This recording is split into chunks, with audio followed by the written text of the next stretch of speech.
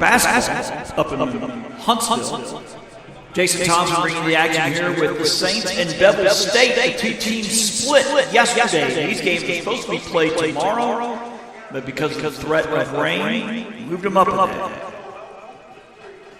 Bevill will be wearing the blue tops with the white numbers and letters. This will be the batting lineup that will be facing Tate Naval.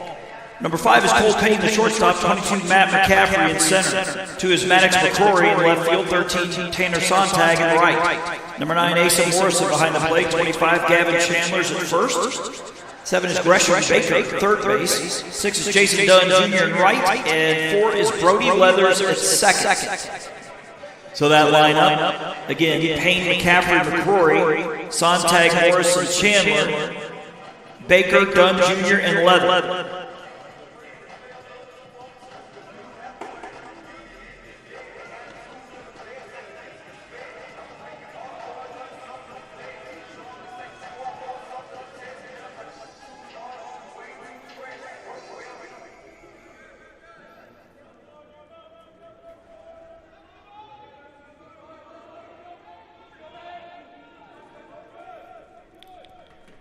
We'll give you the defensive alignment here for LBW after this first pitch at 3:01 to Cole Payne. It is a ball. Across the infield from left to right, from third base to first base. 12 is Connor Faglala. 2 is Ben Mosley. 1 is Street Crooms. 31 is Ellis Windheim. Ground ball to the first baseman. Windheim, he says, I'll take it myself. For out number 1. The outfield from left to right is number 7, William Thomas. 23, Jackson Mills. 18 is Tate Morris. Behind the plate, Colin Brock on the bump. Jake DeValk, number 4. This is appearance number 8 for him. Record of 0-1, ERA of 2.89. 9 walks, 11 strikeouts, and 18 2/3. Correction. That was the other pitcher's numbers. We'll have to do that again. We'll try this again. DeValk, it's also his 8th appearance. He has a 3-0 record, ERA of 5.40. 1-0 pitch is low. 6 walks, 26 strikeouts, and 18 in the third. I was asking Coach Helms before the game. He's telling me he believes the dimensions are 325 down both lines. That is a strike about 360. I think he said 360 or 365 to the alley, 380 to center with a big blue backdrop. 2-1 pitch is popped up. Left side, third baseman tracking out. Shortstop coming over. Shortstop on the edge of the outfield grass. We'll make the catch for out number 2.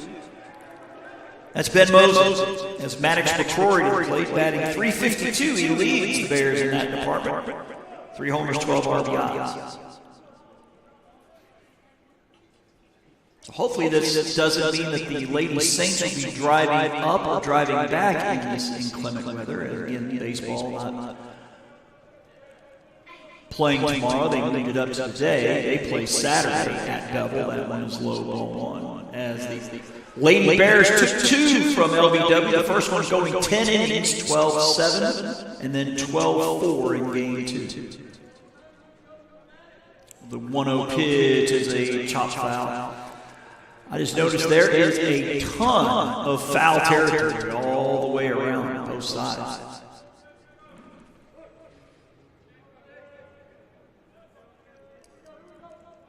The 1-1 pitch is a swing and miss, 1-2. So it got me thinking, there was ever a runner at first and a wild pitch gets away, you could be thinking 2 bases, especially if it bounces away from the catcher. The 1-2 pitch is swung off out as in bouncing away from him once it hits the backstop. Telling Coach Helms before the game that I believe this is our first time doing Saints baseball and softball since the pandemic. He told me that LBW was the first school Robert did that one is low when he was just doing audio only, which had to have been in the neighborhood of 2010 since I started with him in 2011. Again, he is up in Huntsville today for the state basketball tournament. The 2-2 pitch is a chopper, shortstop, back on it, cross, in plenty of time, 6-3. Shortstop Mosley kind of looked like he got caught between hops, so he let it come to him. And a good strong throw gets him 3 up, 3 down. Top of the first. We will keep it here to give you the LBW batting lineup. That'll face Bevill pitcher Garrett Gilmore.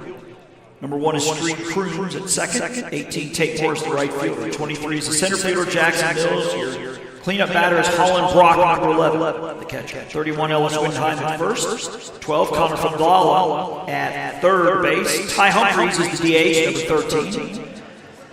7 is William Thomas in left field. Number 2, Ben Mosley is the shortstop. So again, that's Crooms, Morris, and Mills. Brock, Windheim, Fabdala, Humphreys, Thomas, and Mosley. Defensively for the Bears, across the infield from left to right, from third to first, will be number 7, Gresham Baker. 5 is Cole Payne. 4, Brody Leathers, and 25 is Gavin Chandler. The outfield from left to right will be number 2, Maddox McCrory. Number 22, Matt McCaffrey. And 13, Tanner Sontag. Asa Morrison behind the plate. On the bump, Garrett Gilmore. Gave you stats by accident, that top half, but we'll do it again. 0-1 record with an ERA of 2.89. He has 9 walks, 11 strikeouts, and 18 and 2 turns.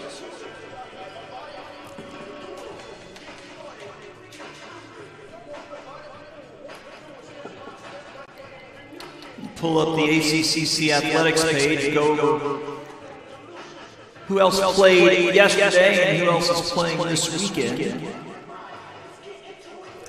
Wow, a full boat yesterday, it looks like. Enterprise, 7-3 winners over MMI. And then Enterprise won game 2, 15-2. Mentioned LBW split with Bevill. LBW winning the opener 9-6. And lost 5-1 in game 2.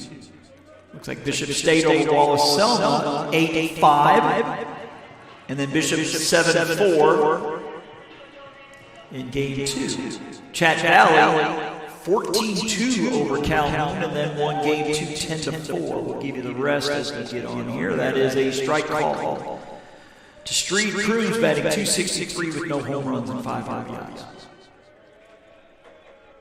Crum Foshi Field. The pitch is a chopper to the right side, foul.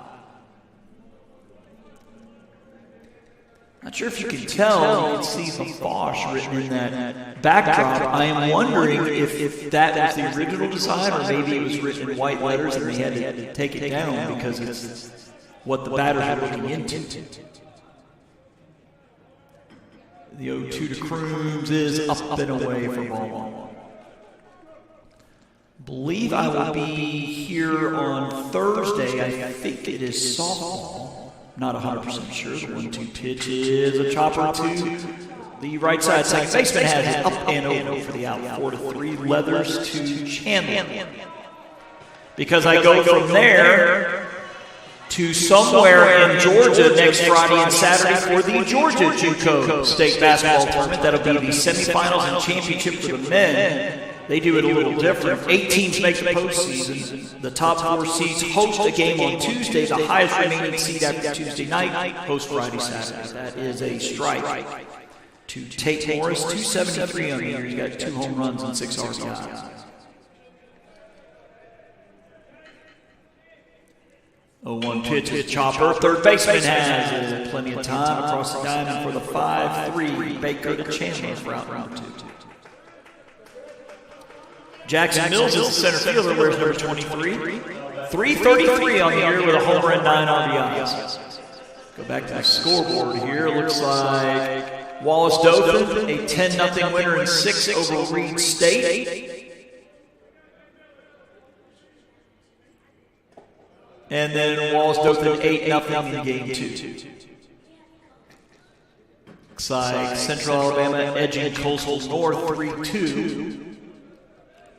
And then North of a slugfest in game 2, 14-10. I believe we're doing the Coastal South games as we speak. The pitch is a strike call. Actually, that'll be on Saturday. Gadsden losing that Wallace Hansfield 3-0 in game 1 of theirs. And then 9 innings, Gadsden winning the nightcap 5-4. The pitch is a ground ball, right side. Second baseman has it up and over for for a quick 3 up, 3 down. We'll go through the rest of the scores here. It looks like Coastal South games we had on the air yesterday. 4-3 winners over Lawson in game 1. They won game 2 as well, 11-4. Looks like Shelton over Sneed, 5-2. And then Sneed winning game 2, 6-2. And it does look like a number of games are getting played today as opposed to Saturday. Coastal North was a 15-5 winner and 5 over Central Alabama in game 1 of that one. The rest of them are currently being played. Reed State playing at Dothan. Bishop at Selma. Central Alabama at North. There are some games scheduled for Saturday. It's like South is going to Lawson. MMI to Enterprise. Calhoun at Chat Valley. Sneed is at Shelton. And Hansville at Gadsden.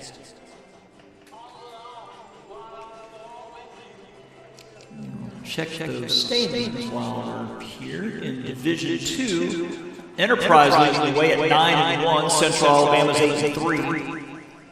Bishop 7-3. LBW and Wallace Dothan at 6-4. Bevill's 5-5. Coastal North 5-6.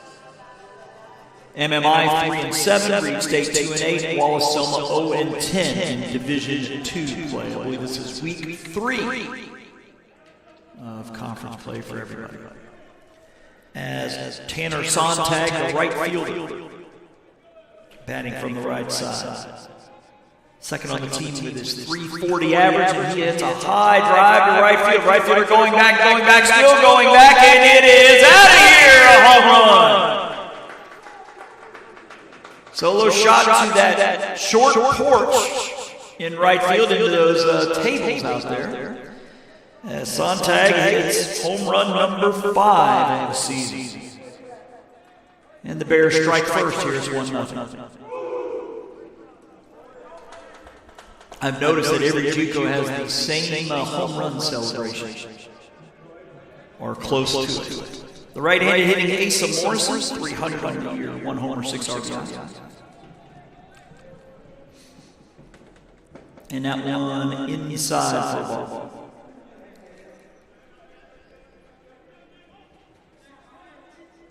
Again, I had to thank Coach Helms, with him being the athletic director. He had one of the final saves in bringing us back here to the JockJive fold.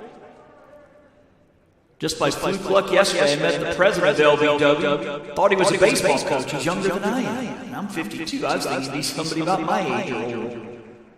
Pitch is fisted to the right side. Cue ball shot from third base for out number 1. Looked like the ball was going to spin foul, but stayed in for Windheim, who was able to tag his base for his first out. Gavin Chandler is looking on the stat sheet that you can find on ACCC Athletics. I didn't find any stats on Chandler, so this could be his first bat of the season. The pitch is a strike.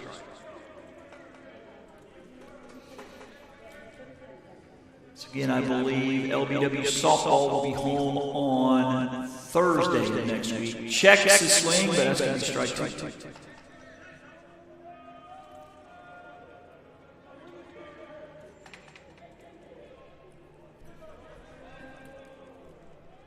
DeValk with the 0-2 pitch is a ground ball. Shortstop's going to have a long throw across, and he gets enough on it. Nicely done by Ben Mosley. Ball took him way into the hole, and good stretch over there by Mendon for the 6-3.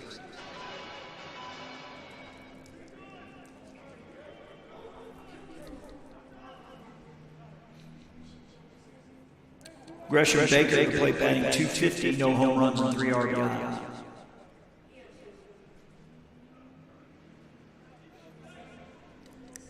Again, some very thin clouds up above us, with nothing threatening, but understanding it should have inclement weather here tomorrow.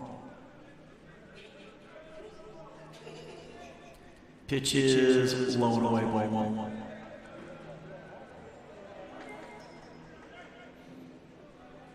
Encourage you to like us on Facebook. JockJive Sports is the address. Ground ball. It's going to be another one for Mosley. See if he can do it again. Not this time. He's going to be safe. I think that's going to be an infield hit. The ball took even Mosley even farther into the hole. He circled around it. Ball tipped off the glove of Menheim, but I believe that's going to be an infield hit. Jason Dunn Jr., the batter, also batting .250 with 2 home runs. I was thinking infield hit. We were conversing about it up here. That's kind of hard to punish Mosley for the error on that effort. Or Menheim on the catch. I think he would have beaten it out. Some tells me if he put it up as a hit, we might get a phone call up here saying, hey, change that to throw to first and run back. I think that's an infield hit. Wind blowing from left to right, flagging left center here on the baseball field. The 1-0 pitch is low and inside ball 2.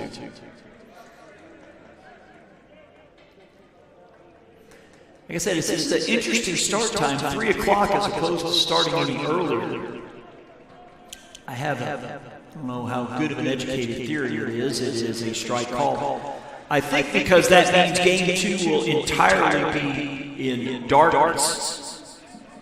You know, sun will be setting here for game 1, and the 20-25 minutes in between will allow those lights to take full effect. The 2-1 back up the middle. Oh, nice play by the second baseman. My goodness, number 1, Cruz is going over to cover, and on his way to second, look what I found, a low line drive that finds the back of the glove. But Bevill does take the lead on the Tanner Sontag home run. They get 2 hits in the inning, and they leave a runner. Led to the bottom of the second, get back 1-0 Bevill here on JockJive.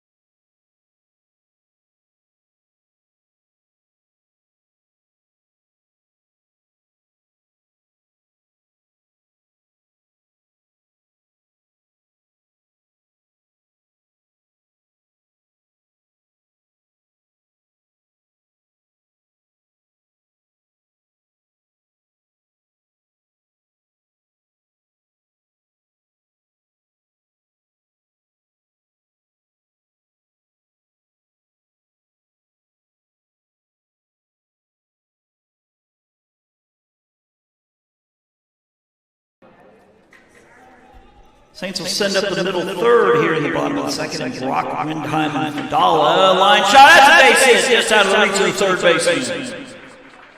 So a single to left by Brock, adding to his .364 batting average, which is second best on the team.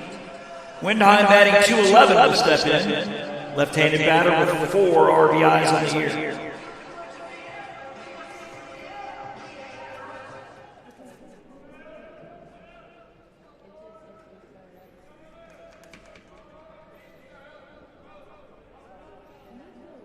He pitches a wild pitch, hits away from the catcher. The runner will take second, make the wide turn, and stay put there.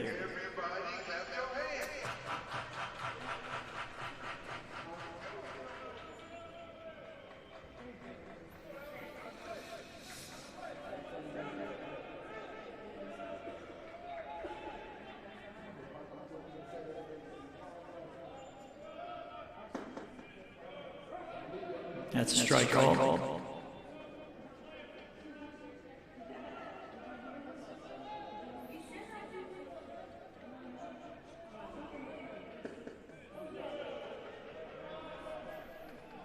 Count now 2-1. On Mannheim with Fadalo on deck name for the Saints. In the team split yesterday, the 2-1 is up and away. I know vaguely Alabama geography, which means I know where Birmingham and Governor, but Bevill, from what I understand, a little north of Birmingham. Ground ball, hard hit to the second baseman. Stay down, bobbles, recovers to first in plenty of time. Go 4-3 with Brock taking third. One down for Connor Fadalo, who is batting .235, a homer and 4 RBIs. We'll see what the Bevill infield will do here.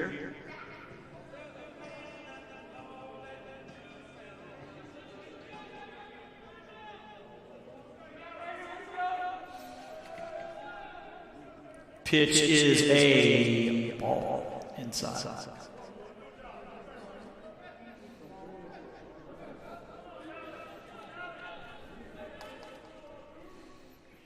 Pitch is ripped foul down the right side.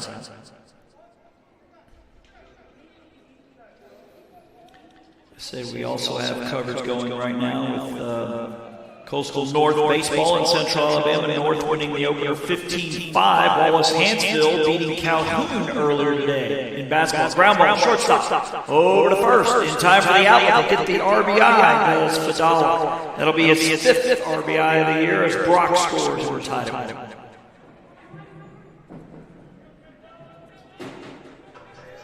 Again, 48-41, the final for the Wallace Hansville men. That's a low-scoring game. Correction, women. That's a women's score. Women play at 12-2 today, 4-6 on the men's side. That is low for the ball. I believe those pairings are on the ACCC Athletics website, so we'll check that out here. 1-0 to count here, 2 down. And a pitch, line shot. Nice play by the shortstop over to first in time. Great glove work there by Cole Payne, short hop. But LBW ties it up. We're through 2. 1-1 our score here on JockJive.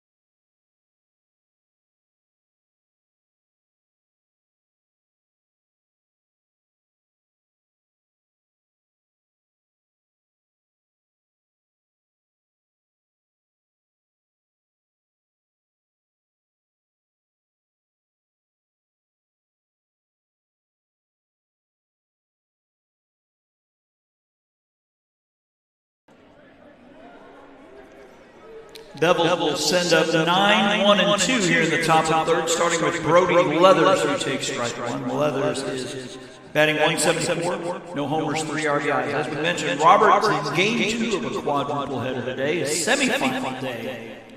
That one hit a mile high on the infield, catcher pointing up. It looks like the second baseman is camped out under it and makes the play. That's Cruz.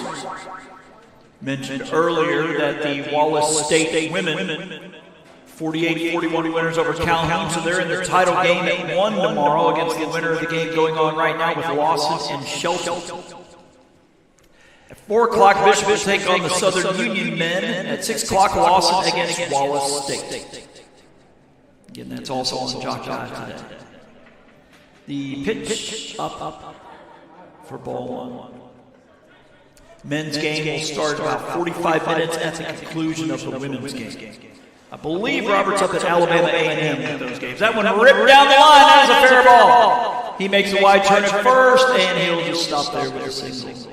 He being Cole Payne made that nice play to the last half. So a runner on here from Matt McCaffrey popped out short.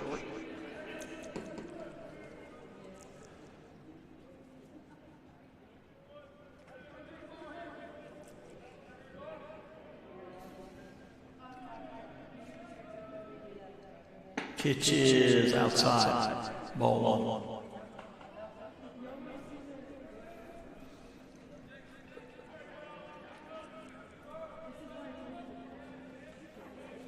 1. 1-0 pitch is a strike called at 84. They have pitch velocity on the scoreboard with the gun actually about 3 feet from them. They're at first and center back.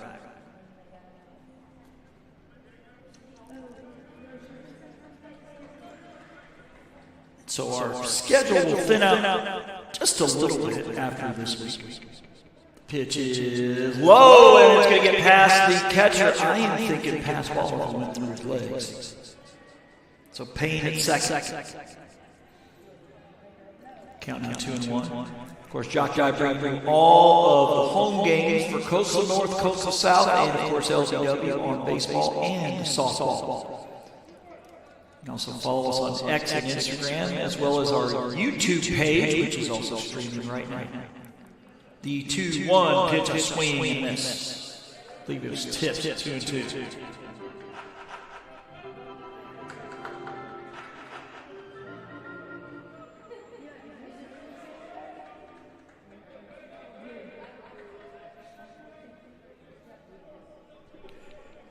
Duvall with the look to second, and another one.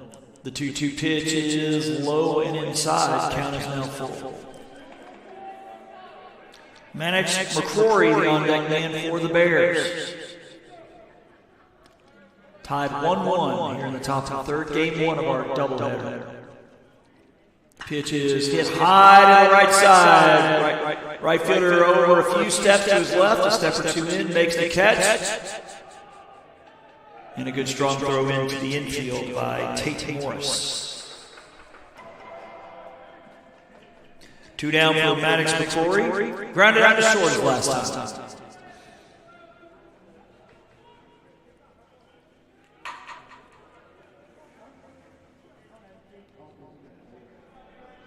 Not sure, but I believe it's Kamari Darrington also helping us out today. The pitch, a big swing and a miss. Corey leading the team with his .352 average. That was coming into play today. The 0-1, low and away, ball 2.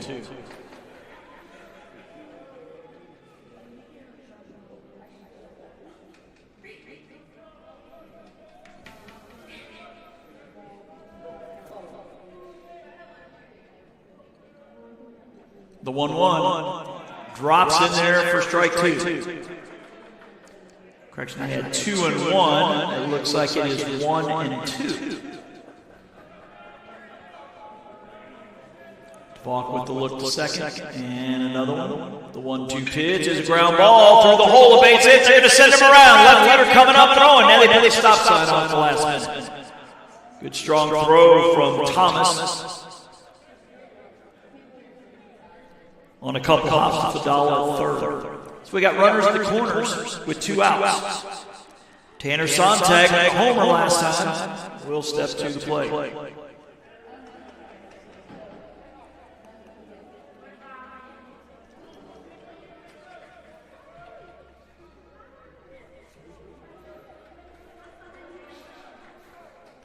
The pitch is low, ball 1.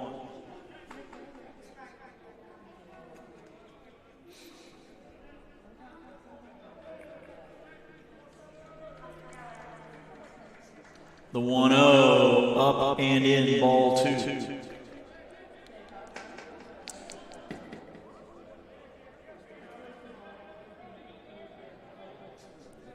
Two balls and a strike.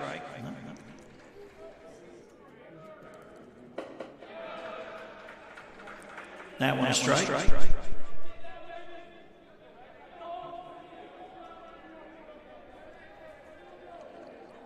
Asa Morrison will bat next. Throw to first and runner back.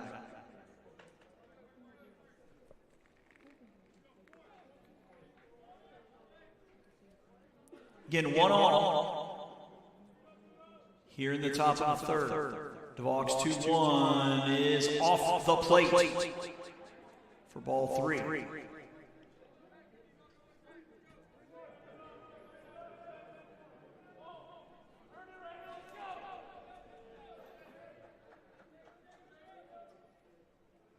Pitch is hit high and out of play to the right, count now full.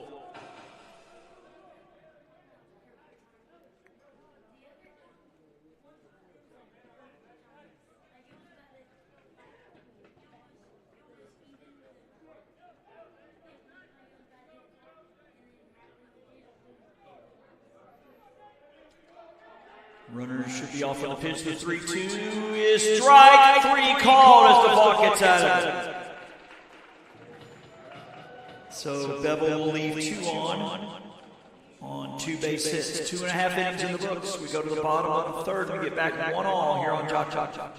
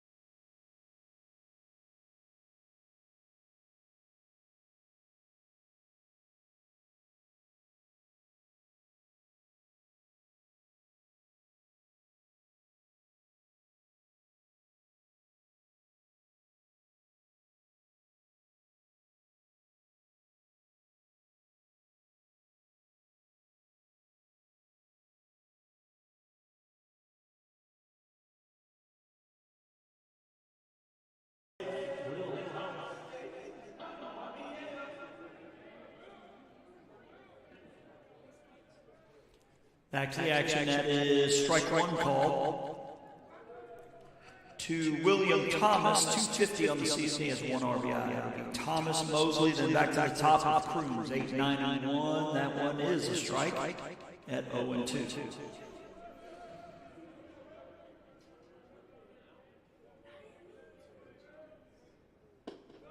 That one low and away.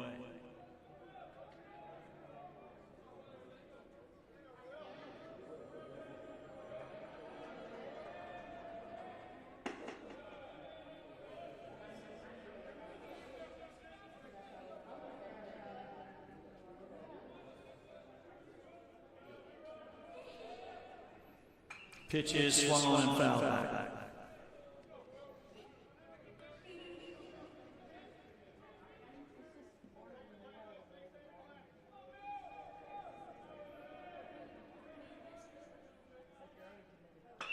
That one fouled out of play as well.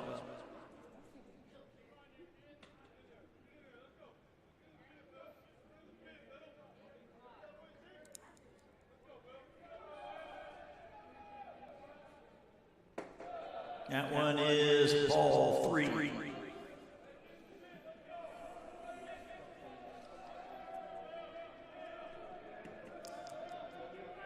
Payoff pitch. It hits him, I believe. Either way, he's down first.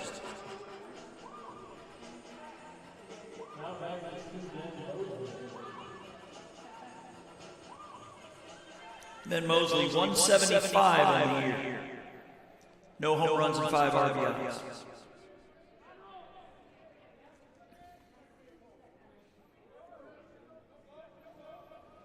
Showing bunt. Does he pull back? It looks like he is. Ball 1.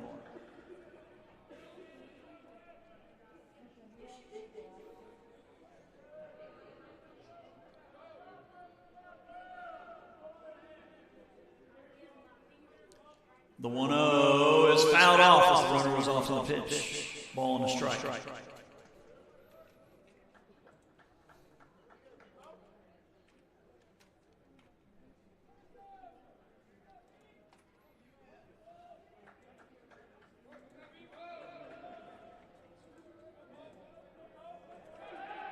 Back to first and the runner's out.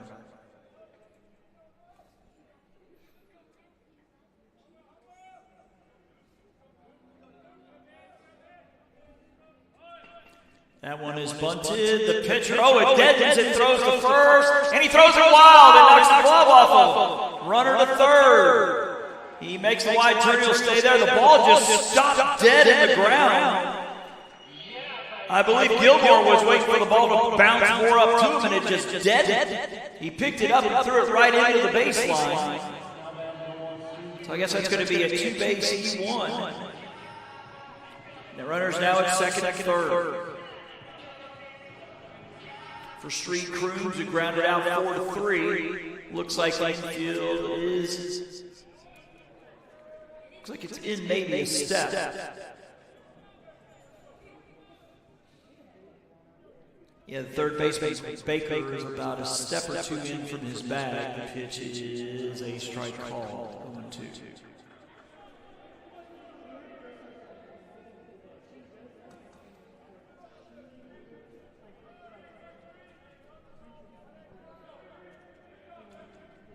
That one's going to miss outside.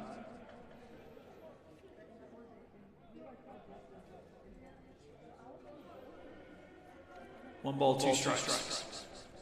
That one's a ground ball. That'll bring a run in. Second baseman over to first in time. Brawl pushed Leathers a few steps to his left, but he makes the play. So an RBI ground out for Crooms scores Thomas. And the safety's 2-1 lead with a runner in first. Or runner in third, rather. Now the whole infield will come in now. As Tate Morris will try to push one through the infield here. He grounded out 5-3 his last time. Outside.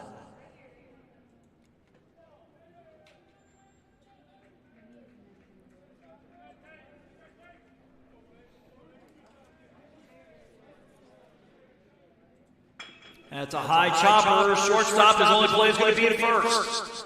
Got it. It's a high chopper that Cole Payne had to climb the ladder for. So another RBI ground out. Will score Mosley. And the Saints now lead 3-1.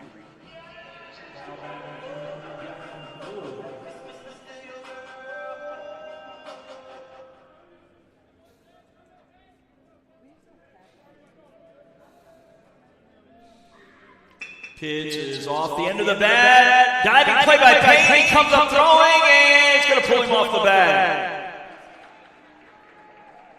I'm thinking that's got to be a base hit, too. That's a tough E to give to the shortstop. Mills is aboard. And I believe of Coach Shane Woodard is looking for a second opinion, and it's the same as the first, he says.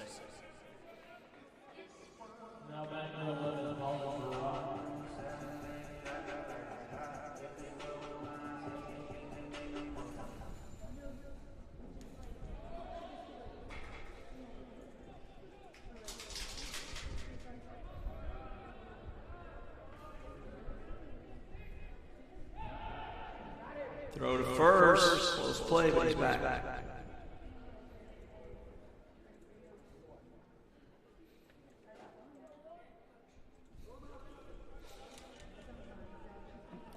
Holland Brock singly scored his last time.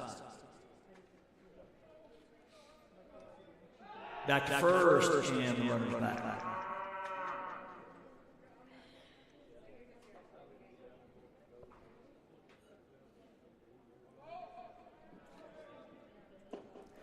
That one low and away for ball.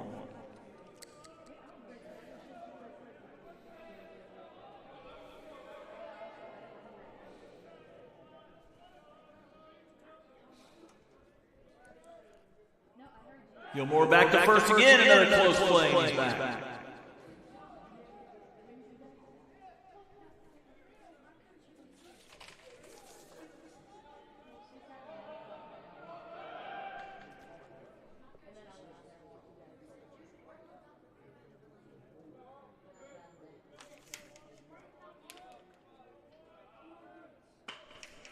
That one hit high to right field, right fielder under it, and he'll make the catch. But now before the Saints played a pair. With the help of a hit by pitch, an error, and a pair of groundouts. Led to the top of the fourth when we get back. Fast-moving game, 3-1 here on JockJive.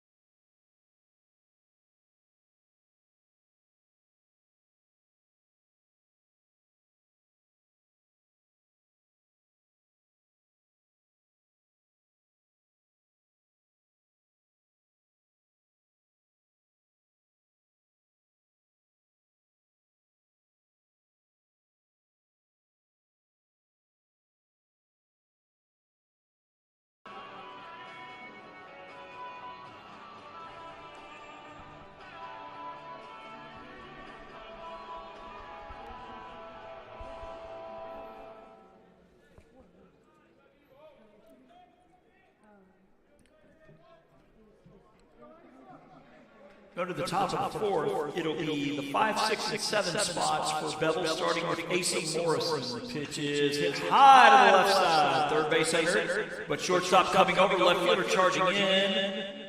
But the shortstop makes the catch with William Thomas charging in from left. But Mosley makes the grab. One down. Gavin Chandler grounded out to short his first time.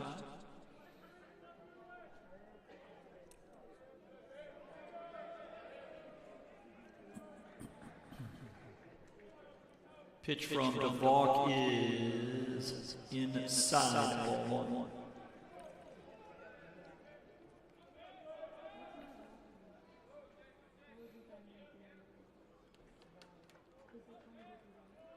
One-0 pitch is a strike call.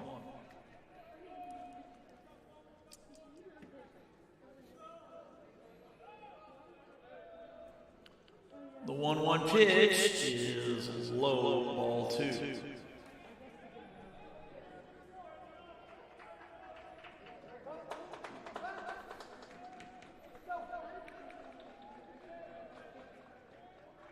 The 2-1 Chopper, third base charging. He's got it. Over to first in time for the out.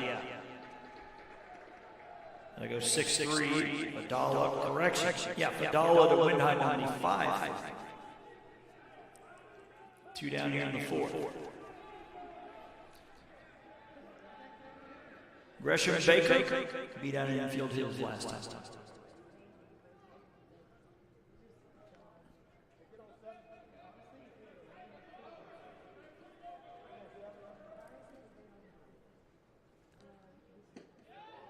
Pitch in there for a strike.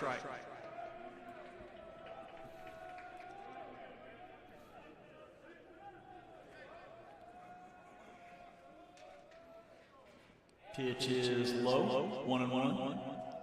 Check down at first. Said he did not go around.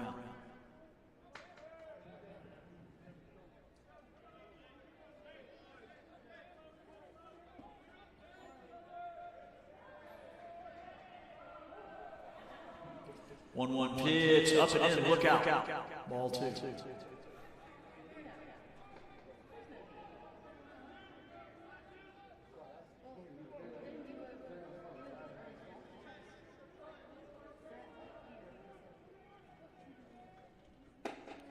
That one up and in for ball 3.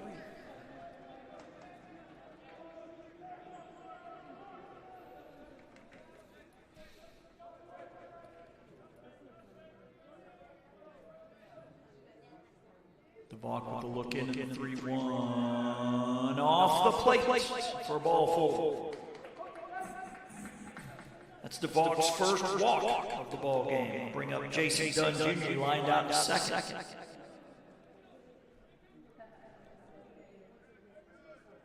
It's a big play in the game, too, as Cruz was going over to cover second. The line drive shot just happened to be where he was, and he had to reach back and stab it right off the ground. Could have been runners at first and third right then. That's a swing and a miss for strike 1.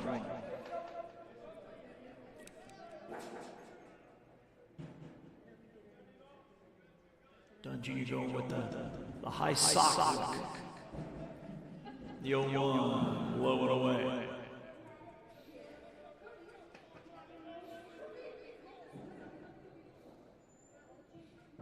You don't see any of the Saints doing the same. They got the pants pulled all the way down. The 1-1, a swing and a miss as he chases one down in the dirt. Strike 2. 70-mile-an-hour curveball or changing.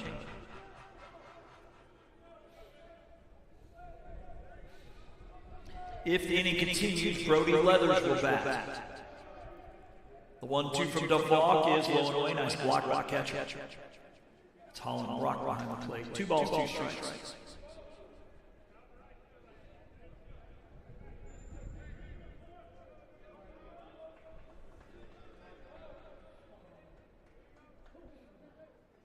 That one's a hard hit ball. Shortstop will scoop to second for the 6-4 fielder's choice. So all of 47 minutes after the first pitch, we're halfway home on this one. So we'll head to the bottom of the fourth when we get back. 3-1 LBW here on JockJive.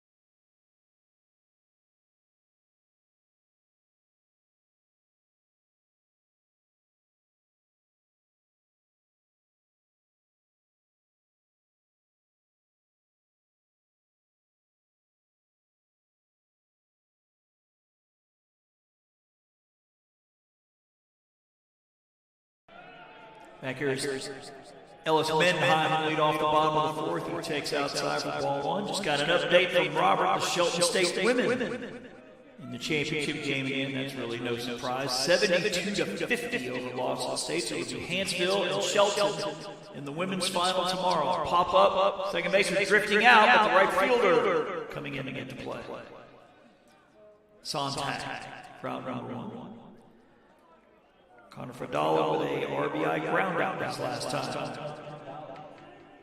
So that means Robert's halfway home with his coverage today. I want to shout out to Dean Myrick, who's the commissioner of the ACCC, for his support of JockJive over the years. We do all of their postseason. Back up the middle of base hit. So Fadala adding to his 235 average with that one out single. The DH is Ty Humphries batting on the left side.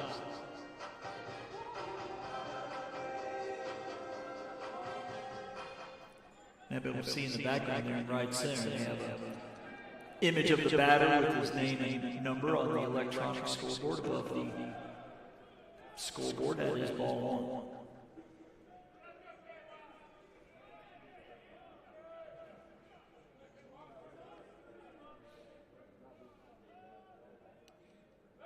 Back to first and runner back. Didn't have much of a lead.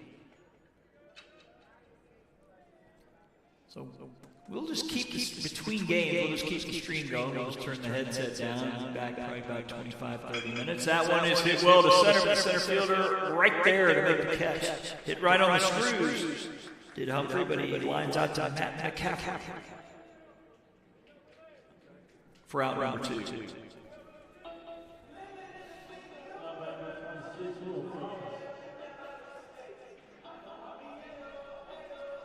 William Thomas was hit by a pitch and scored his last time. Snap throw back to first and runner back.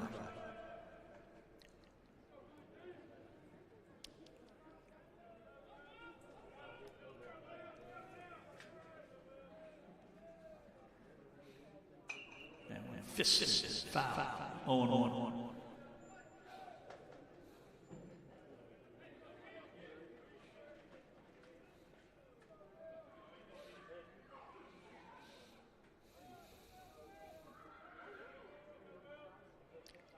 The 0-1 is off the plate, 1-1.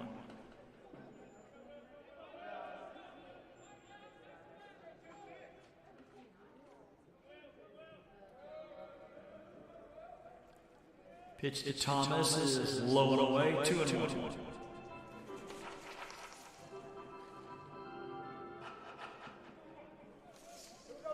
Thomas also a pitcher.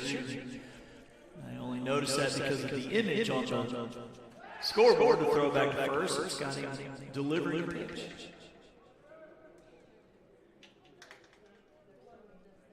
It's a ball and a strike to Thomas, the runner at first. Fadala got a one out single. That one written down the right side, but foul by just a few feet.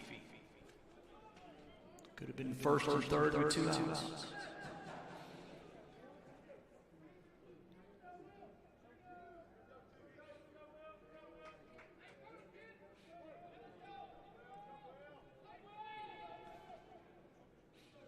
The 2-2 is strike 3 call. That is the first strikeout for Gilmore. 4 innings in. Not even an hour into the broadcast. It's 3-1 LBW here on JockJive.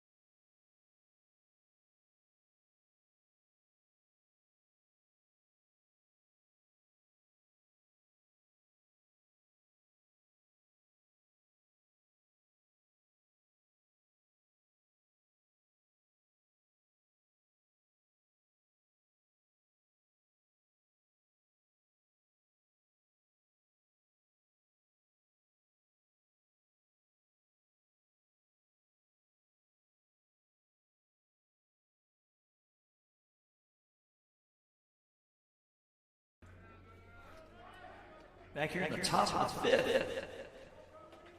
55 minutes in, we are rolling here. Pitch is ball 1. It's like the LBW guys have dates tonight, and the Bevill guys want to get on social media and talk to their girlfriends. It's, they're 3 hours from home. 1-1 in the count.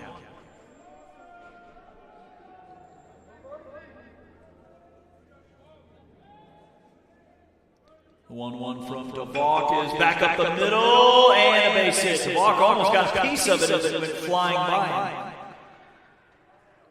And it was just out of the reach of Cruz in second. So the tying run coming to the plate here for Cole Payne. He's got a ground out and a single.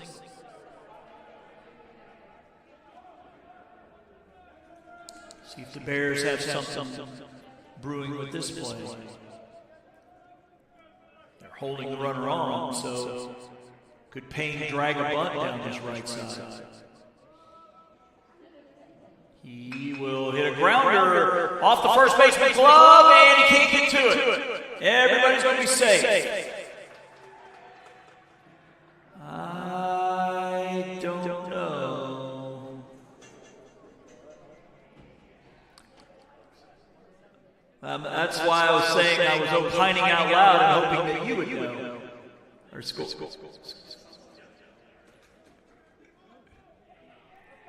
So runners now at first and second.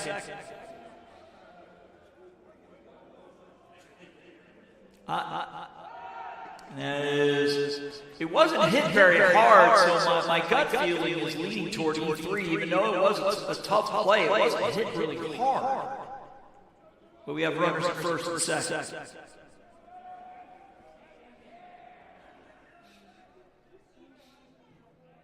And like I said, and I have a hunch ball too, if somebody in the dugout coaching staff may call up here and say, hey, that's a hit, not a hit. So we'll see. That happens every now and then. Definitely happens in major leagues. They have no problems berating scorekeepers to fat those stats up. That one is low, ball 3. And Brock will go out and talk to the ball. You can tell, looks like there's some activity down in the LBW dugout.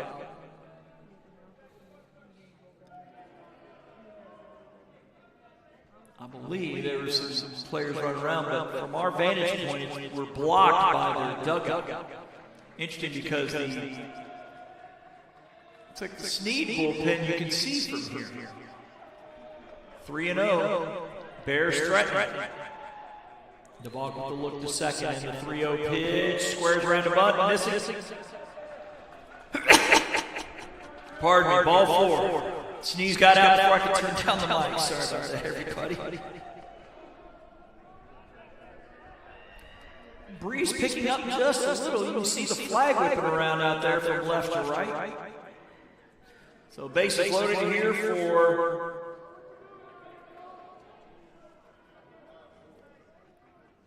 McCrory, number 2, who has a single. He's also grounded out short.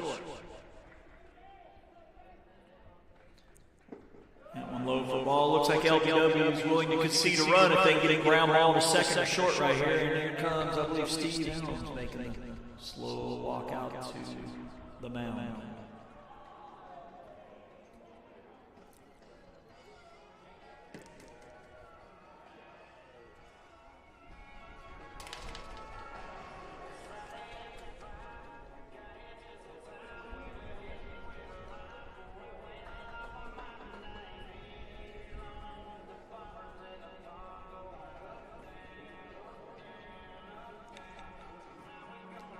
Looks like LBW will have a game at Huntington on Monday, and then Coastal North will be up next. They will, first 2 games will be in Bruton, so we will actually be bringing you all 4 of those games. Unfortunately, no, it won't be me, because I will be here. I think LBW softball, as our umpire saying, meeting on the mound.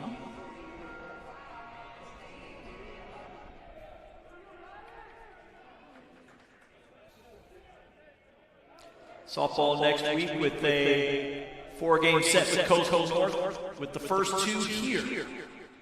The 1-0 pitch is a strike call. So you will get all 4 games of both of those series on the baseball and the softball side on JockJive next week.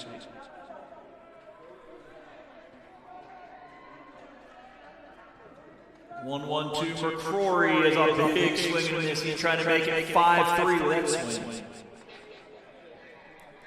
Again, second on the team with a 340 average. He has homered 4 times this year. So a huge at-bat in the ball game here.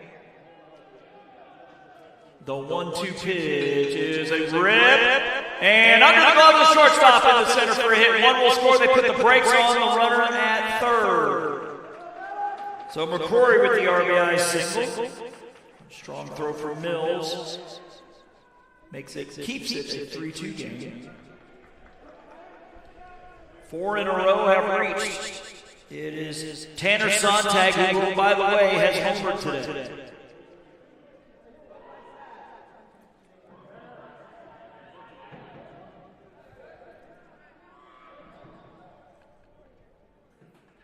The Vox pitch is outside, ball 1.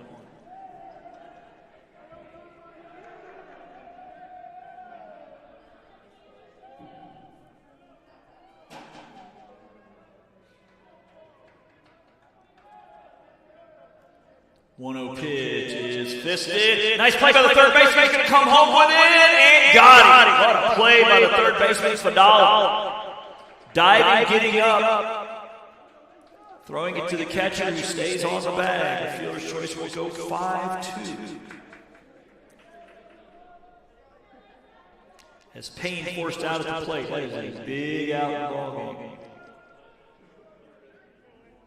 1 out for AC Morrison. Morrison grounded out to first, popped out to short. The wind whipped him applied a little bit from left to right. The pitch is a swing and a miss. He chased one up there. 0-1.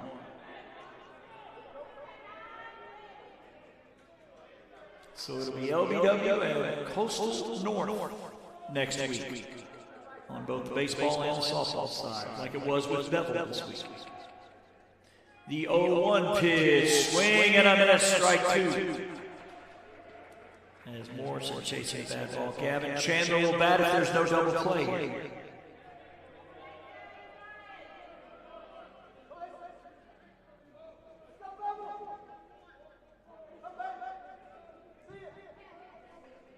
The 0-2, swing and a miss for strike 3.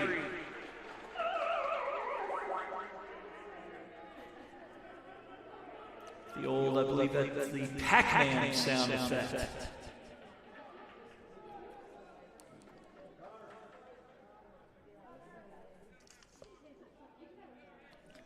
Looks like we have a hitter here for Chandler. 28 is Connor Gibbs. And he takes strike 1.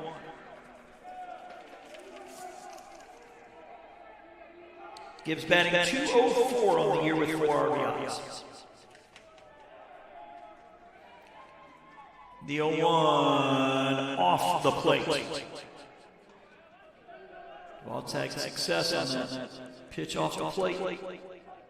Went back there again, just a little wide. Ball and a strike. Bases full of Bevill Bears here in the top of the 5th.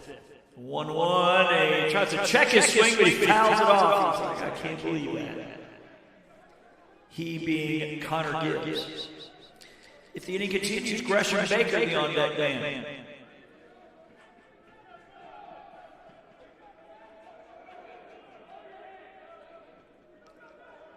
The box set. His 1-2 pitch is a chopper. Shortstop has it. He will go to first in time for the out. Bevill will leave them loaded. They get 1, but they were looking for a lot more than that. 4.5 in the books. We'll go to the bottom of the 5th. It's a 3-2 game here on JockJive.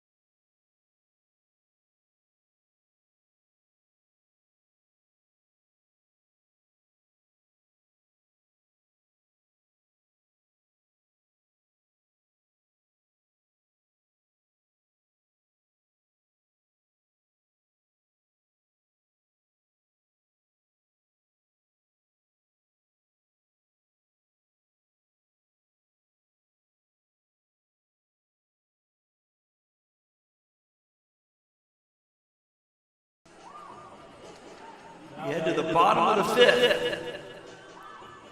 An hour and 6 minutes in. This is NASCAR speed.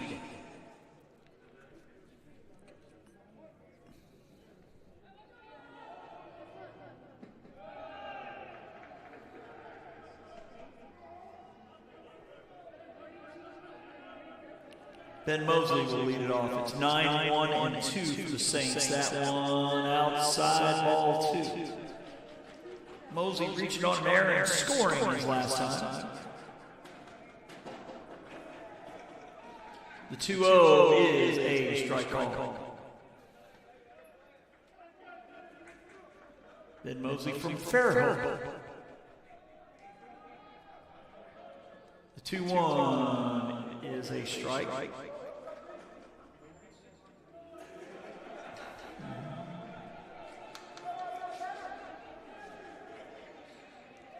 Pitches hit high to the right side. First baseman tracking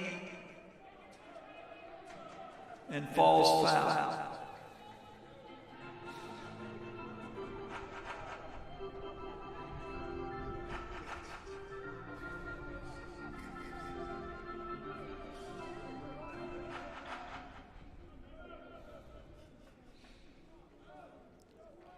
Another perfect day here in Andalusia. We've got some thin cloud cover, but nothing threatening. Now, tomorrow might be another story. The 2-2 that's going to miss up for ball 3.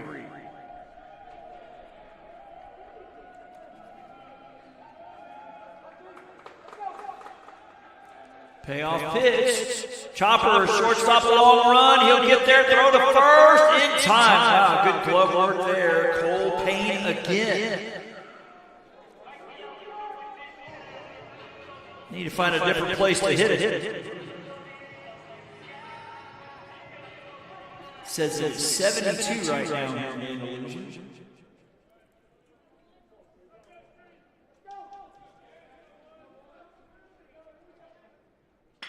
And that's another one. Payne again to his right. He'll fire across. Does he stay on the bag? Yes.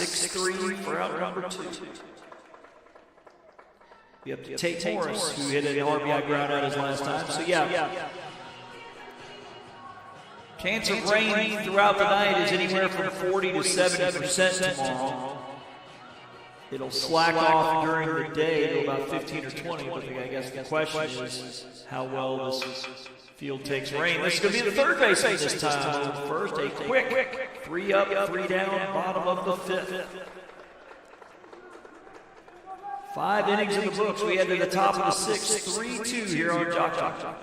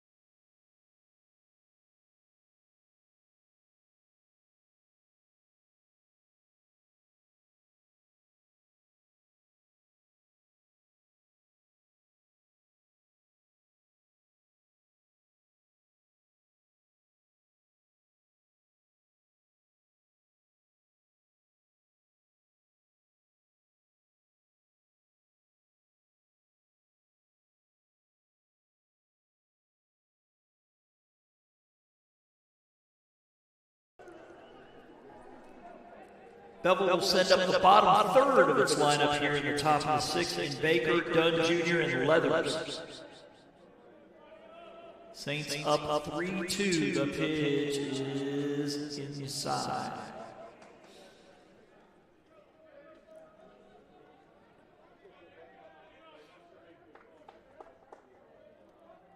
The 1-0 pitch is low. Now 2-0.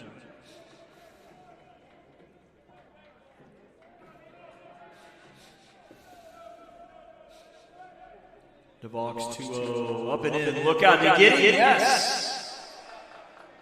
Baker gets grazed by the pitch. He's been on base all 3 times with a single and a walk prior to that.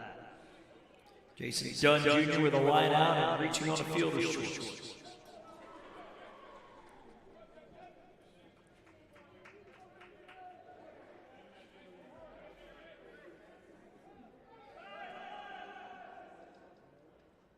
Getting the bunt down to 5. Bears looking to manufacture a run here to tie it up.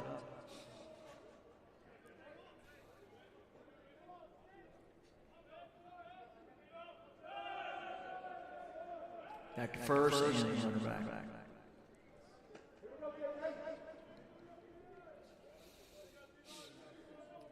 And talking about these games getting moved from Saturday to today. The 0-1, the bunt popped up, and pitcher to first for the out. It's a 1-3 sacrifice. Good reason to follow us on Facebook, JockJive Sports.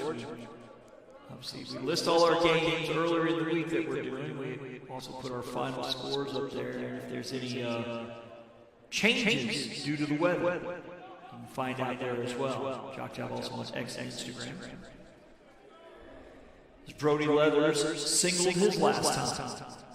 He also scored and he's popped out to second. Pitch from the Vaughn is low and away. Both starters still out there on both sides.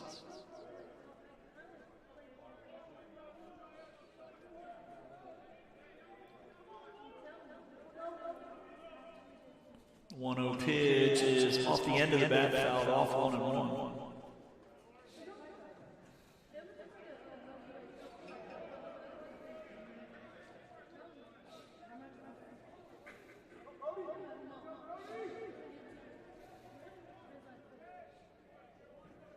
Balk with the look to second, the 1-1 pitch. It's going to be low and away, ball 2.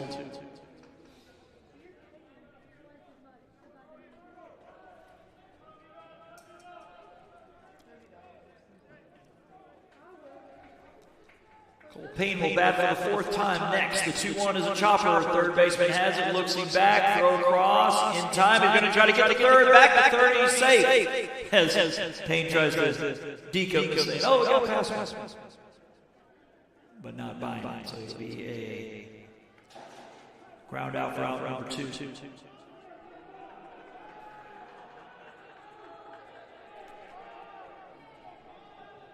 Cole Payne batting from the left side. Ground out a single and reach up to 3.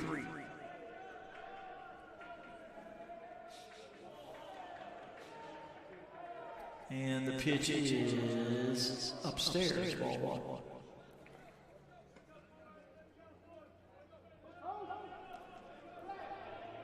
Bevill's left 6 on through 5, including the bases loaded last inning. The 1-0 in there for a strike.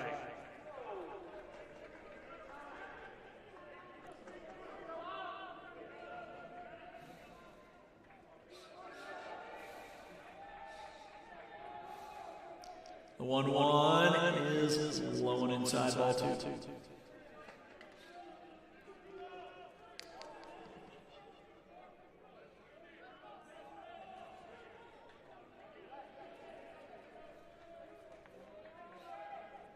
The 2-1, missing outside, ball 3.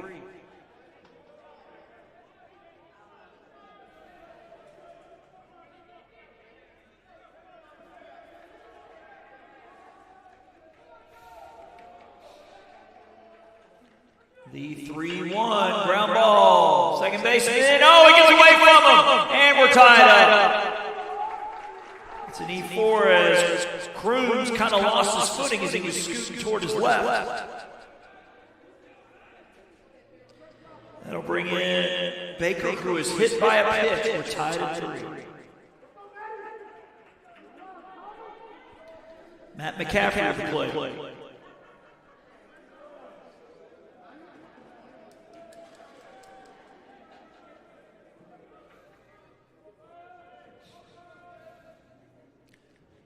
Pitch is outside. Speaking of ties, at first game the other day, I think we were tied at 1, 3, 5, 7, and then Bevill broke it up with 5 in the 10th.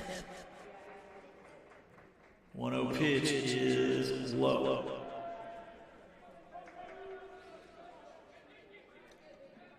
Bree Murray for Bevill hit one over the scoreboard.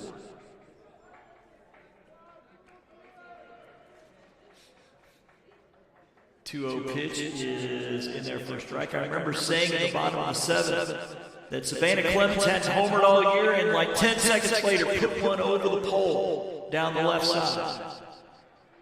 I did not win Powerball last night, in case you're wondering. The 2-1 is a ground ball. Windheim with a knockdown, pitcher over to cover, 3-1. Good hustle there by Valk to get over there. But they tie it up, does Bevill,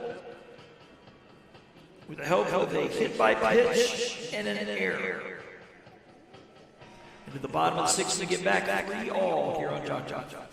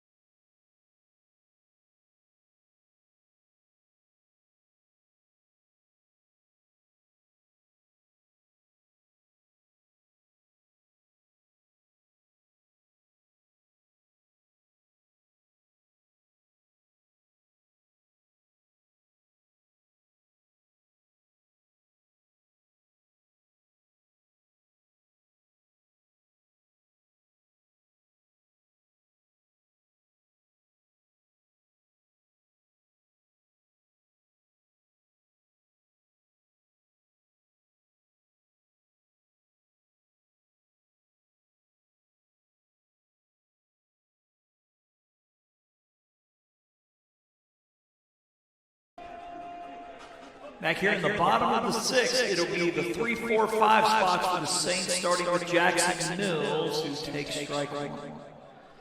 Mills with a ground out to second, beat out infield hit. So it would be Mills, Brock, Mindheim, for dollar bats. Any of them reach. That's a high chopper, shortstop Chargers has it. Over to first, in time. Hustling down there is Mills, but he's out 6-3 for out number 1.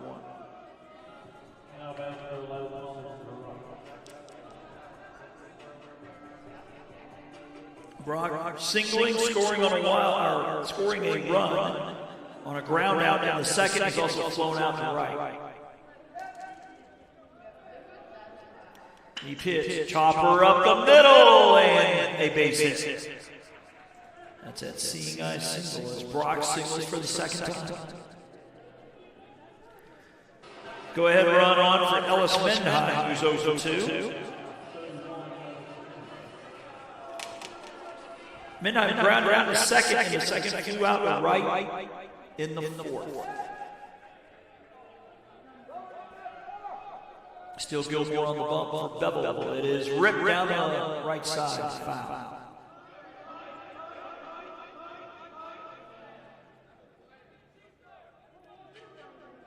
I think I keep saying Mindheim. It is Windheim with a W. So sorry, I was upset that during the game.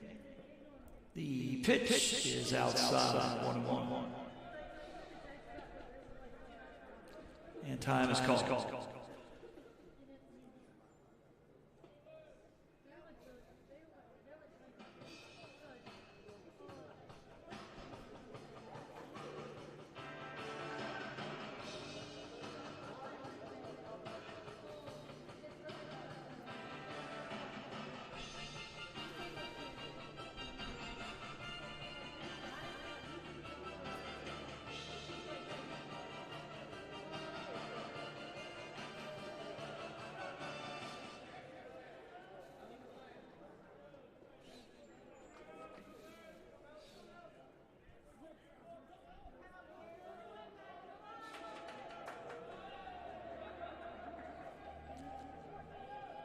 1-1 pitch is fouled off.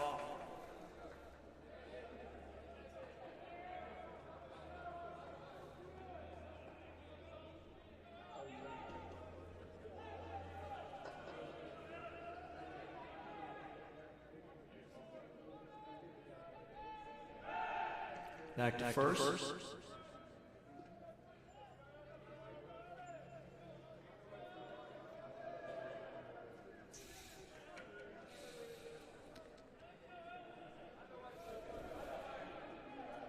That one is low and away for ball 2.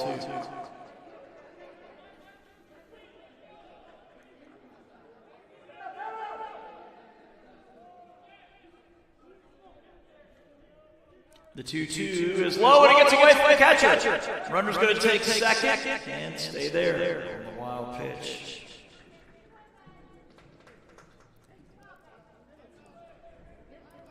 Feels like it's getting a little chillier. Noticed seeing some hoodies and blankets outside the press box. The 3-2 from Gilmore, missing inside, ball 4.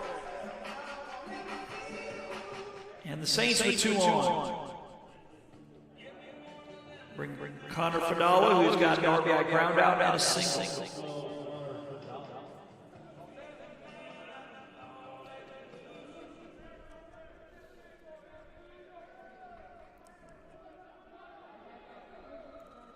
Pitch is a strike.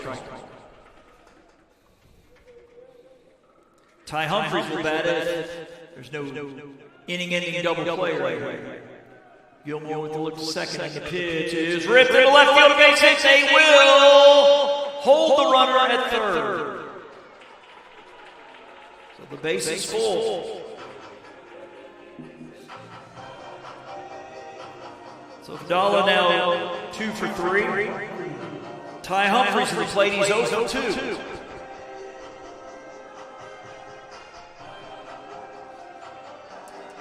Well, the good thing about the way the baseball field is configured, the sun, I guess, will be setting off to our left. Notice a couple times I've done softball broadcasts, when the sun sets, it's right in my face, casting. That gets away from the catcher. That's going to be a pass ball, and LBW takes the lead. I'm not sure if pitcher and catcher were just not on the same page with the pitch call.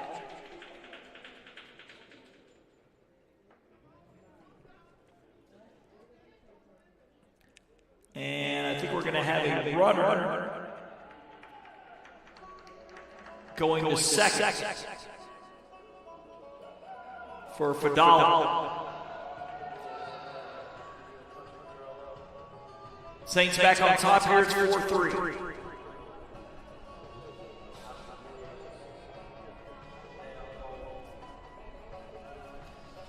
You could not tell. I think that's number 38 at second base. And get some help down the way here.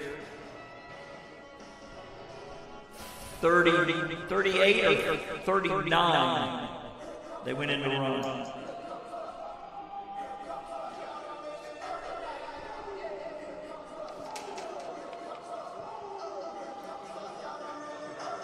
So yeah, 39 going into run. We'll look at our sheet here. Unfortunately, I don't have a 39 on my stat. Edward Hall. Oh, there he is. Here's 39. Just to give you an idea, when you print out the stat sheets, the point type is like 5 points. And when you're 52 with glasses, sometimes time is called, and they're just going to put him on base. So the intentional walk will load him up, gives them the double play possibility, as William Thomas will be coming to the plate. And they will run for Humphries. In comes number 15 is Davison Stokes running in first.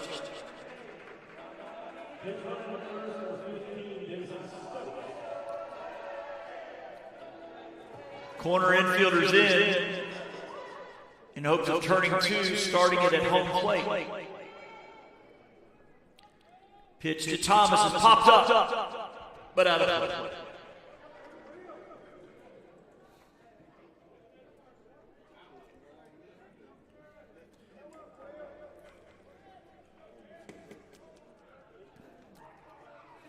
The 0-1 is fouled back. 0-2.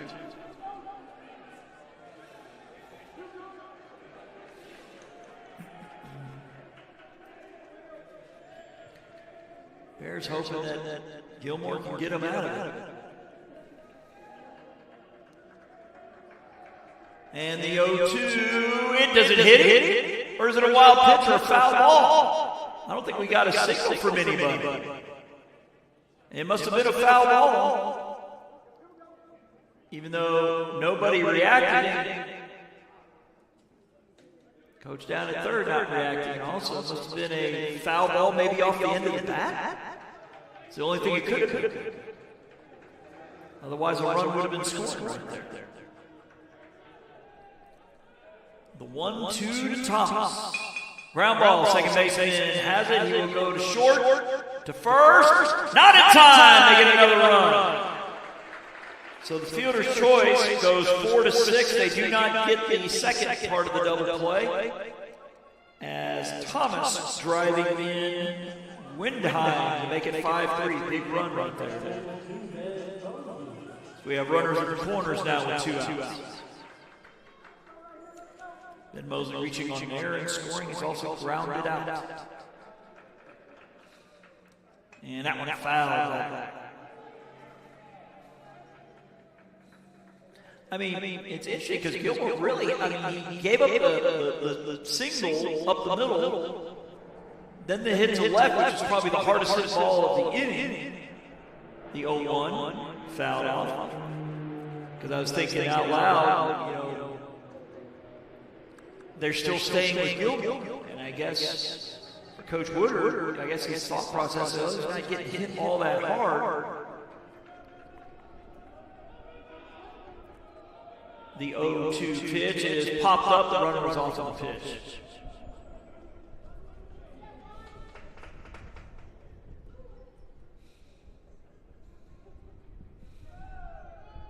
Game 2 to follow. I'd say about 25 or 30 minutes after this. You'll see the wind really whipping that American flag out there first.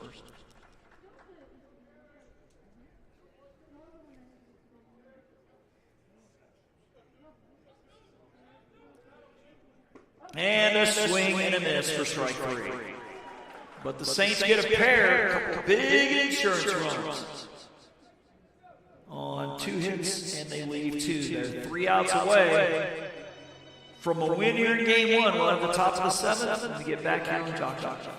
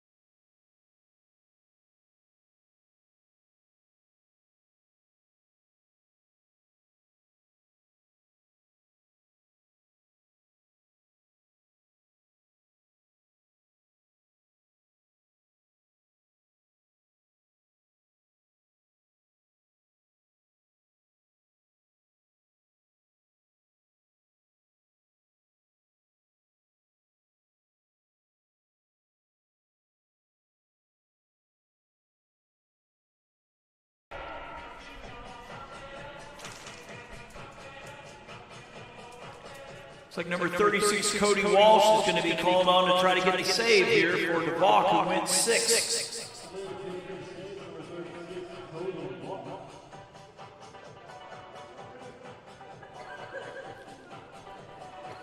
Bears are going to send up 3, 4, and 5 here in the top of the 7th in McCrory, Sontag, and Morris.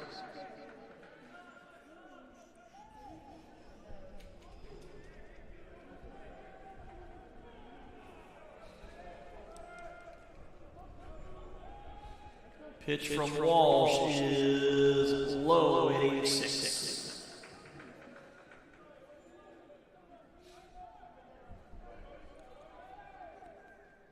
That one hit well to center. Center fielder going back. This one hit a ton, and they're going to watch it fly over. That center field screen. That's about a 400-foot smash. And it's 5-4. As Maddox McCrory will touch him on. His 4th homer of the year, RBI number 13. Like I said, if that's 380, that had to hit at least 400 to get up over that batter's eye. When I think over the O or the S in the Fosh, center. Tanner Sontag has homered today, and he swings and misses.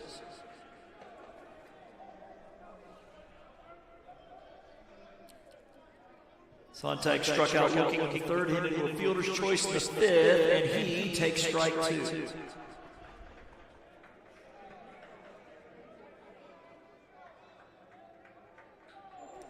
Walsh's 0-2 is a ground ball. Shortstop. It'll be a tough play. He fields, he throws, and the stretch. Got him. Good stretch here by Windheim on the 6-3. And we've seen some great shortstop play in this one on both sides. As Asa Morris is 0 for 3, ground out to first, pop out short, strikeout. Does have one home run.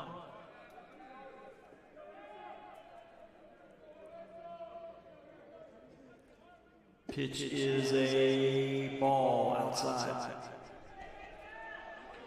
I think the catcher was quickly turned the home plate umpire to see if he went around, but I guess the plate umpire says nope. 1-0 pitch is a swing and a miss. Ball on a strike.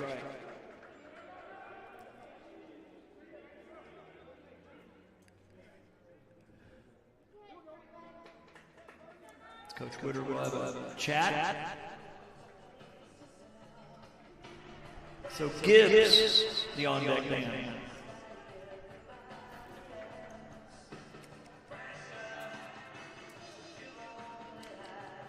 We hear from Billy Joel here in the 7th.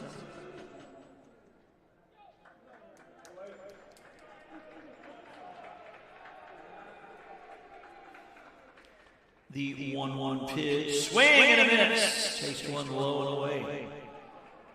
Count now 1-2.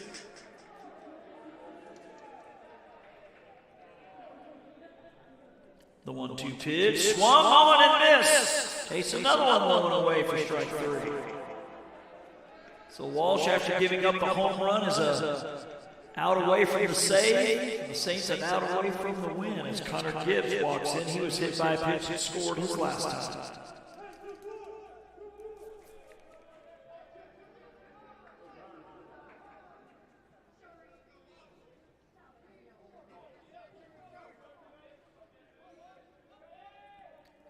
Pitch is blown away. Keeps going there.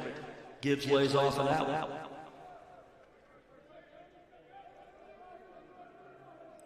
one. 1-0, going outside again. This is for ball 2.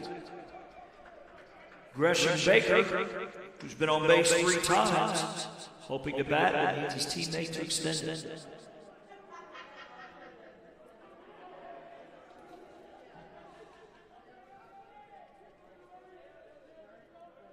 The pitch, line shot, just out of the reach of the diving second baseman. All the way to the fences, could be at least 2. Center fielder getting to it, throws to the cutoff man. A 2-out double for Gibbs. Despite the great effort by Cruz laying out. Coming up maybe 1.5 or 2 feet short.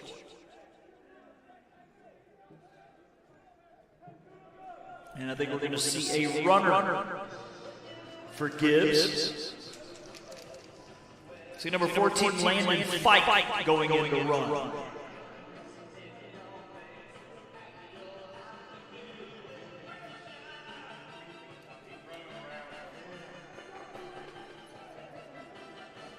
Gresham Baker, infield single in the 2nd, walk in the 4th, hit by pitch, scored in the 5th.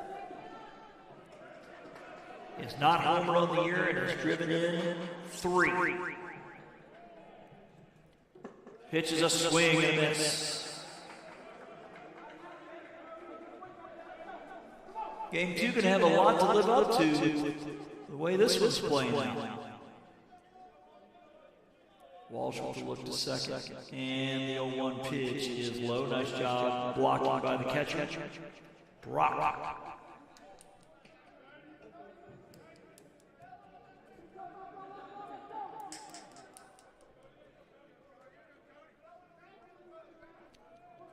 Five-4 score. Saints looking to hold on here in game 1. 1-1 pitch is strike 2 call. Bevill down to its last strike.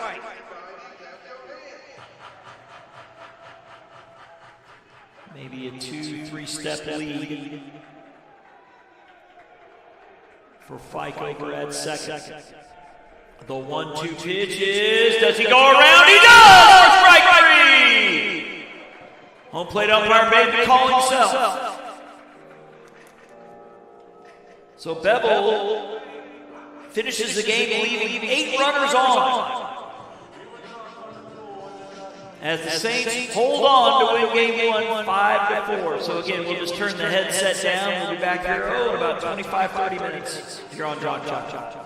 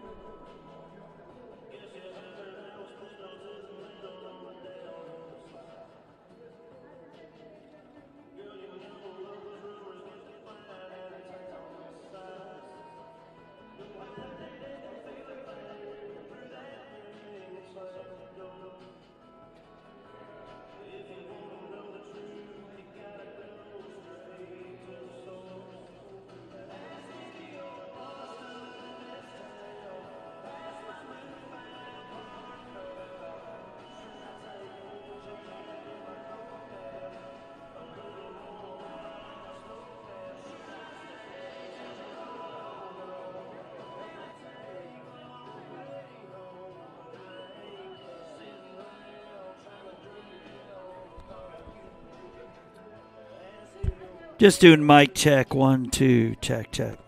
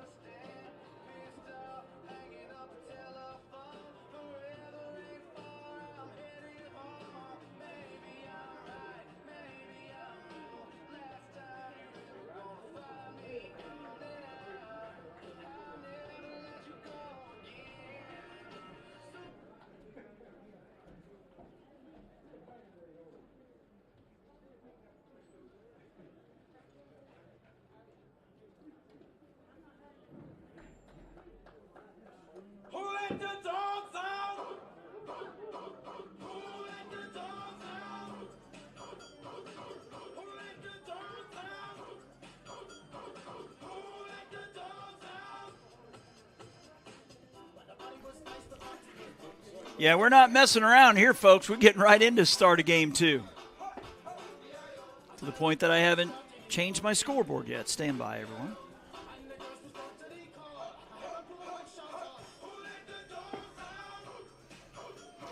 There we go.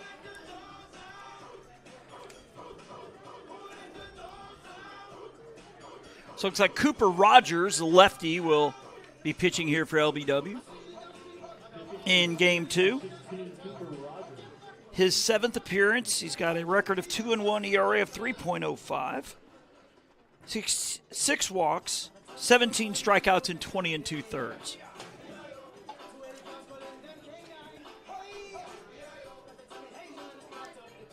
Bevill does have about a more than a 3-hour drive home, so I'm sure they are all for the pace of play that we've been playing with here.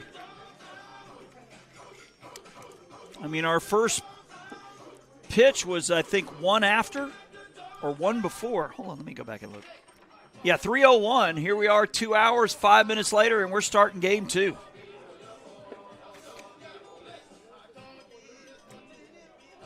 So it looks like the same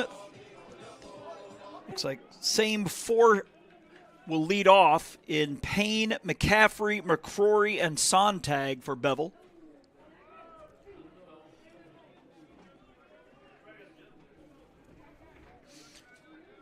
So our first pitch looks like it's going to be, well,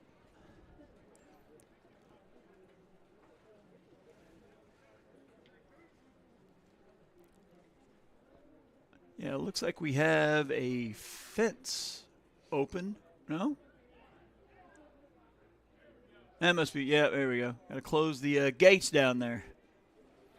Well, we appreciate the umpires helping out with this pace of play, too, because normally it's, especially if it's very hot, you give the umps, all the time they need to get, rehydrated, replenished, ready to go for re-energized for game 2. But they're ready to go here. First pitch at 5:07 is a swing and a miss to Cole Payne, who was 1 for 4 in game 1. So again, Payne, McCaffrey, McCrory, and then Sontag if anybody reaches. See, defensively, it looks like it's going to be Fadala back at third, Mosley at short, Crooms at second, and Windheim at first. So the same infield. That is a ball 2.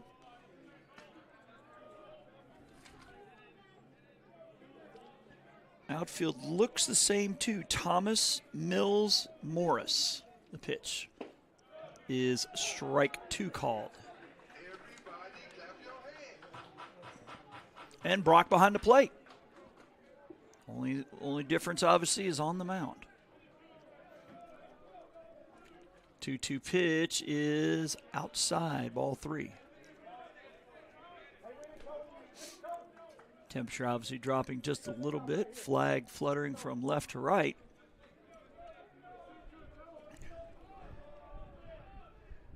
The payoff pitch. Strike 3 called. He thought he had drawn ball 4.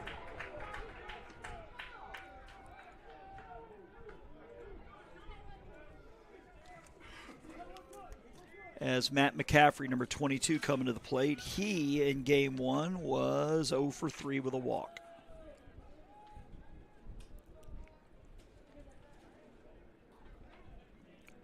I mean, they got back started so quick, I haven't written the lineups down in the book yet. That's a swing and a miss. 0-1, so we're doing it on the fly here with Maddox McCrory, your on-deck man for Bevill. So Bevill looking for a series split. LBW looking for a series win as they've won 2 of the first 3. That is strike 2 called.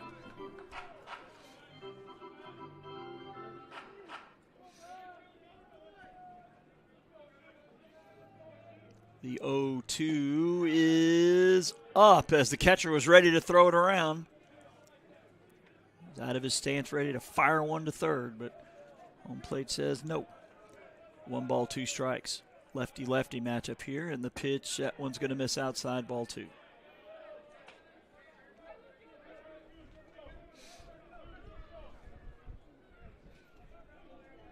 So again, no broadcast for LBW tomorrow since they're on the road. The 2-2 pitch is a ground ball, just foul.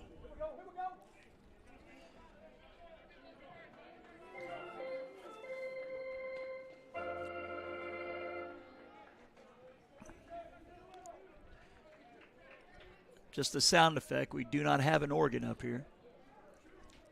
Does give it that old minor league and major league park feel to it, though. The 2-2 pitch is low and away, ball 3 at 73 miles an hour.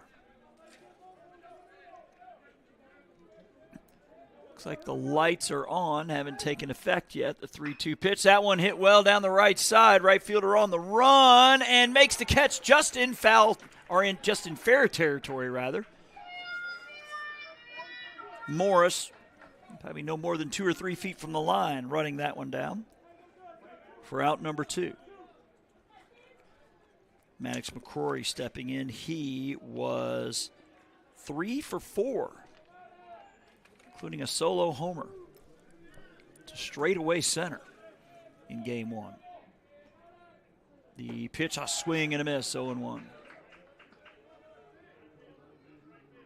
So we saw one go over the batter's eye in this one. We saw one go over the softball scoreboard yesterday. Bree Murray for Bevill putting one over the scoreboard with a lot to spare, too. 0-2.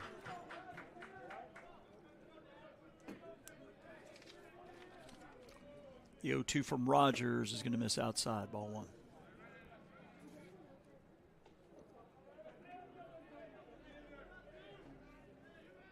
Looks like the Southern Union men up on Bishop 42-32 at the half. The 1-2 pitch. That's a chopper over the pitcher. Shortstop's going to have to hurry. He's got it. Fires. Got him by a half step. So good hustle play there by Mosley at short. Half inning in, no score here on JockJive.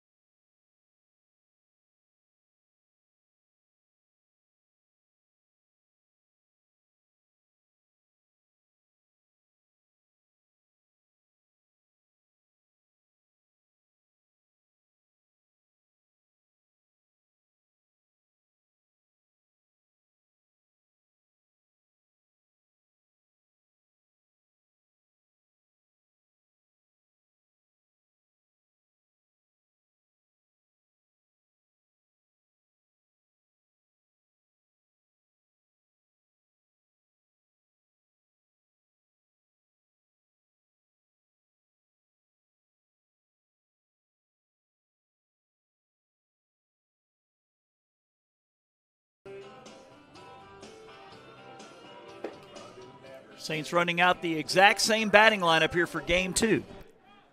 It'll be Crooms, Morris, and Mills here in the top of the first. Correction, bottom of the first with Brock batting, should any of them reach. Street Crooms in game 1, 0 for 3, or 0 for 2 with an RBI.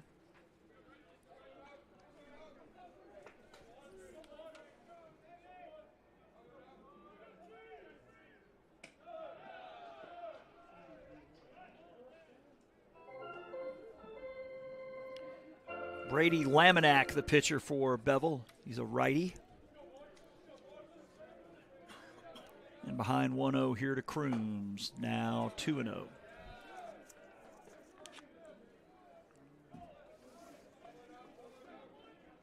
Laminack, this is his 7th appearance on the year, 1-1 with a 3.6 ERA. That's going to miss outside for ball 3. 7 walks, 15 strikeouts in 18 innings this year.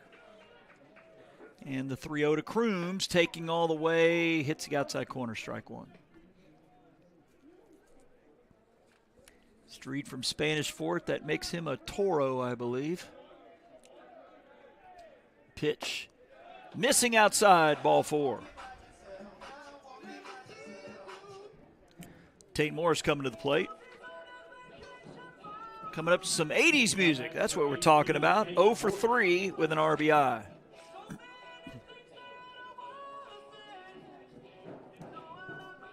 It's interesting. They're from England, and they're called the Outfield. That's interesting.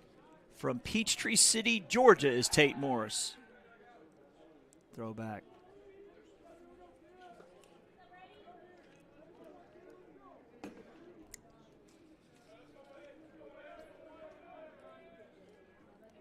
Pitch is hit well to center. Center fielder going back, but he's going to have room. I'd say maybe 10, 15 feet from the fence making the catch out there. I'd say about 360, 365 away is the center fielder, McCaffrey. Now batting for 23, Jackson Mills batting from the left side. He was 1 for 3 in the opener. Crooms the runner at first. Back to first and the runner back.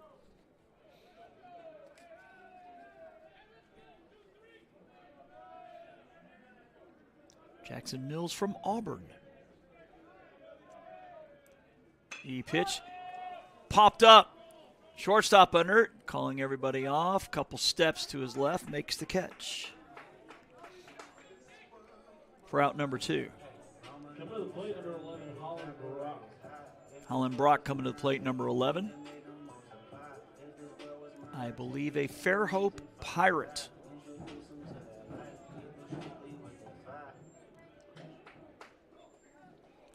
Some awesome athletic programs over there in Baldwin County. My goodness.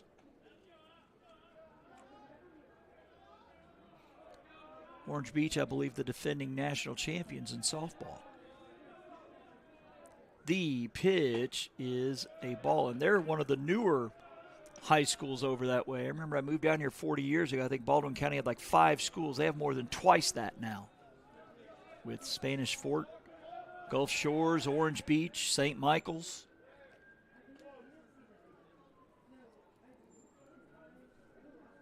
Bunch of them.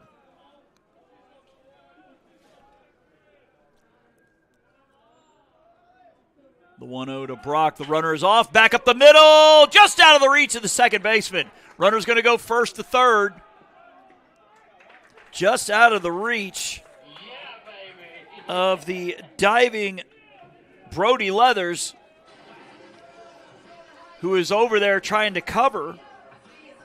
So runners at first and third with 2 outs.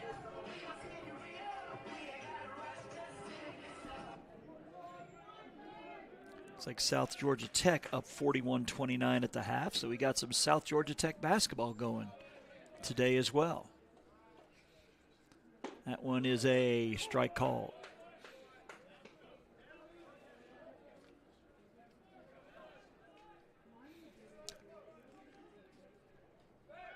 Back to first and runner back. I believe Robert will be doing the women's tournament. I'll be doing the men next week. That'll be Friday and Saturday of next week. The 1-1 is hit into right field or right center. Center fielder over and makes the catch. So LBW will leave 2 on here in the bottom of the first. To the top of the second we go. No score here on JockJive.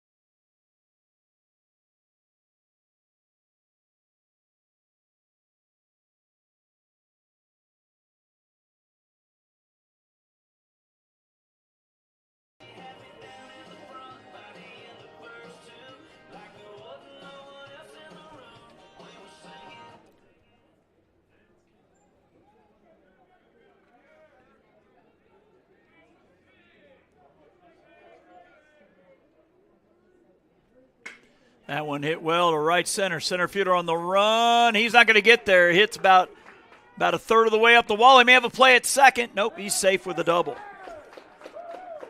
As Tanner Sontag missed his second home run by, 6 feet or so. He doubles one off the right center field wall.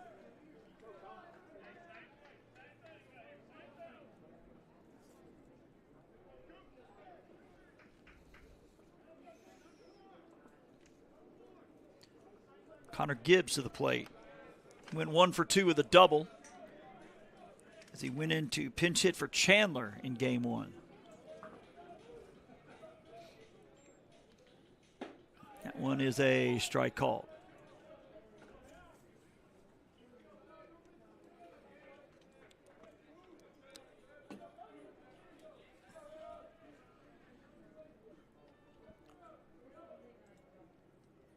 The 0-1 pitch is going to miss outside 1-1.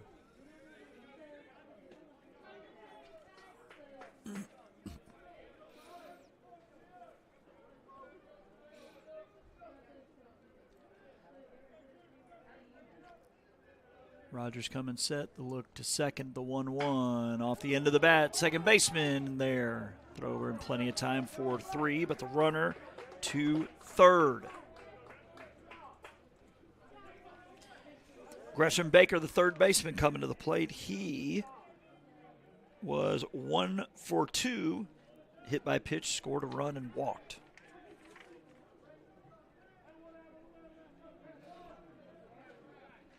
So Asa Morrison going from 5th to 8th in the lineup. Otherwise, pretty much all of Bevill's batting lineup the same. The pitch is hit high on the first pitch. Second base going out. The right fielder coming in. The runner's going to tag. The catch is made. He's going to try. The throw going to come all the way in, and he missed him as the catcher tried to swipe tag him and just missed him.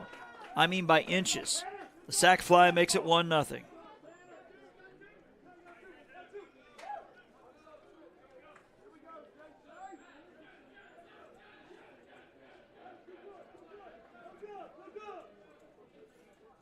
Two down here in the second. For Jason Dunn Jr., and he swings and misses. He was 0 for 2 with a sacrifice in game 1.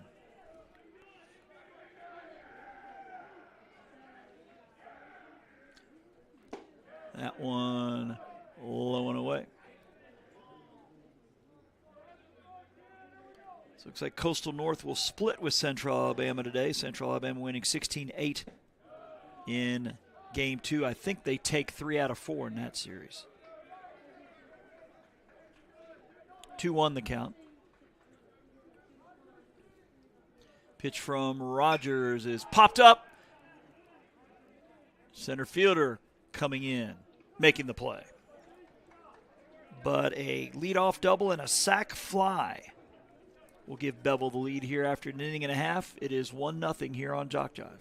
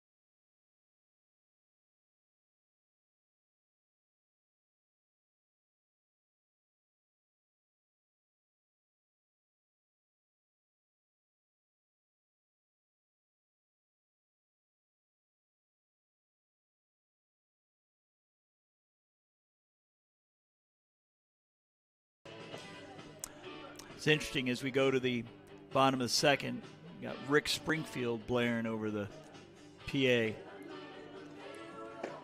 I'm a child of the 80s, so this one seems like an interesting show. Rick Springfield's headlining this 80s tour of sorts. It's coming to Goshen, Mississippi in June. Wang Chung and John Cafferty part of that show. Problem is, Rick Springfield's the only one in that group that has more than 2 or 3 songs that I know. The pitch is a strike called to Fadala, who was 2 for 3 with an RBI in game 1, and he fouls one off. 0-2.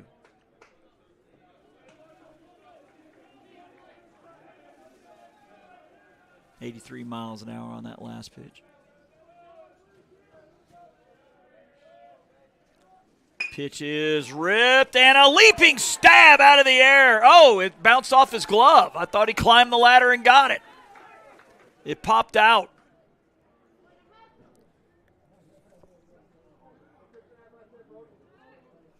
As Leathers got as high as he could, I thought he came down with it. The ball must have squirted out on the way down.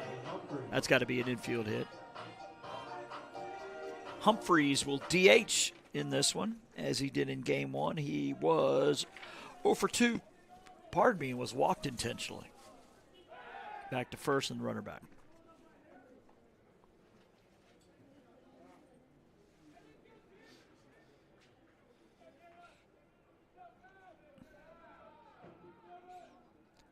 Pitch is a strike call.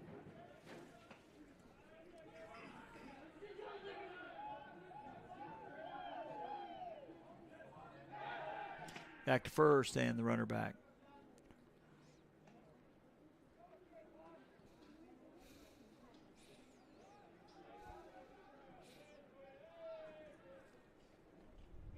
And a big swing and a miss, 0-2.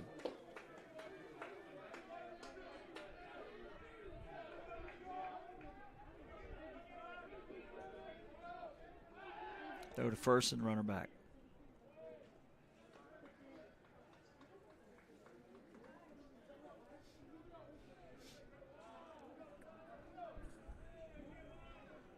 The 0-2. Hit into left center. Center fielder on the run. He's not going to get to it. That's a base hit. Bobbled out there, but it'll be a long single for Humphreys. So 2 on with nobody out.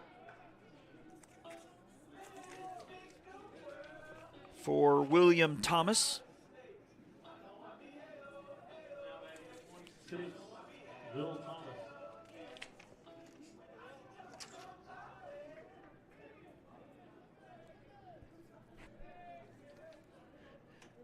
Corner infielder's in, anticipating a bunt, and he's showing it awfully early. He gets it down. It is foul to the left side.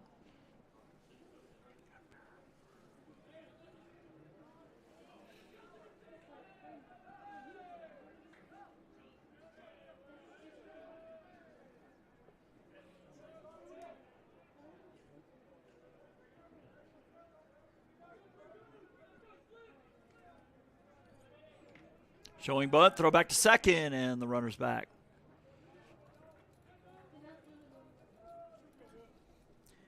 Fortunately, I guess with the way this field's configured, we're not going to be able to see the sunset like we did yesterday. But I'll take it because it's a lot easier to see without the sun blaring in your eyes.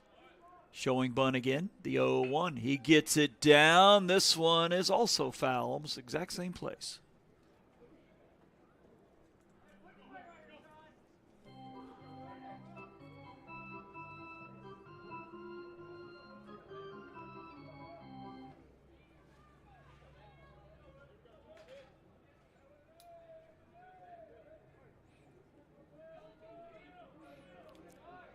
Obviously, he's going to still try to bunt with 0-2. He pops it up. It's going to be caught by the catcher. Throw back to second, and he's going to be back. It goes into center, but he's going to stay put. So Thomas will pop out. For Ben Mosley now, the shortstop. He was 0 for 3 with a run scored in game 1.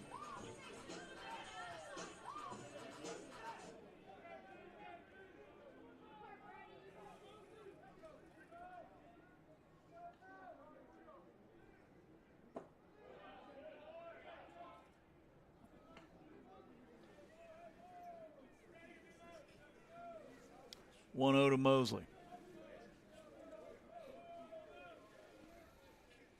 The pitch, runners off on the pitch, and it's fouled off.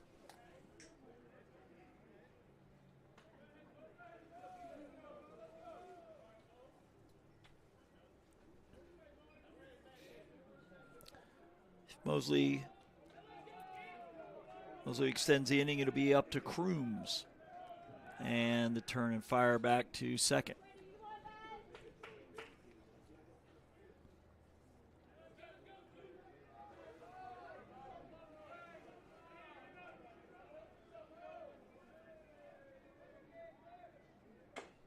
That one chopped foul.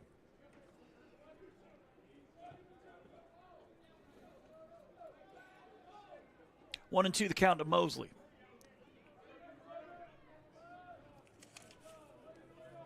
Bevill on a sac fly by Baker has the lead here in game one. The 1-2 is swung on, popped up. First baseman going to give it a run. Right fielder giving it a run, but it'll fall just foul.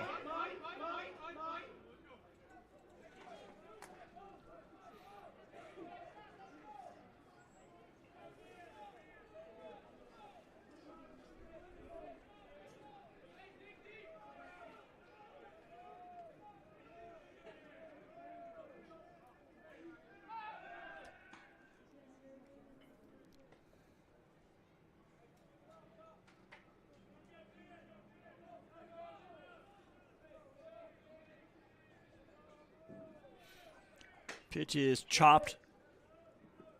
Foul to the left side.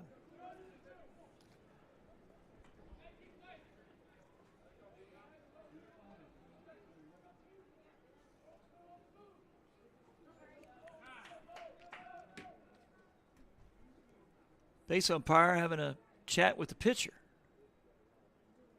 Not sure what that's about, but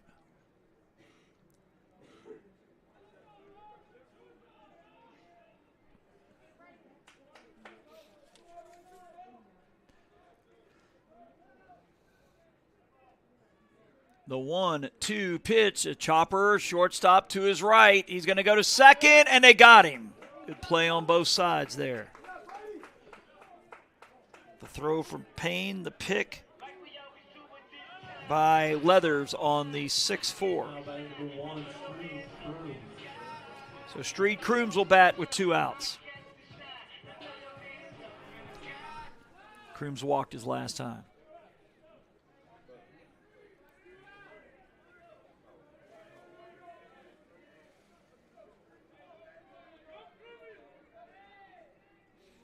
Pitch is a strike call.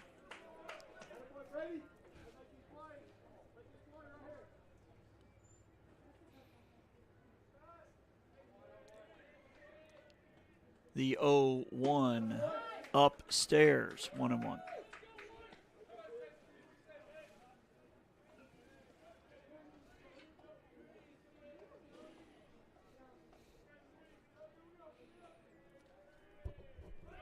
Runner off of the pitch, it's low and away, and he will take second.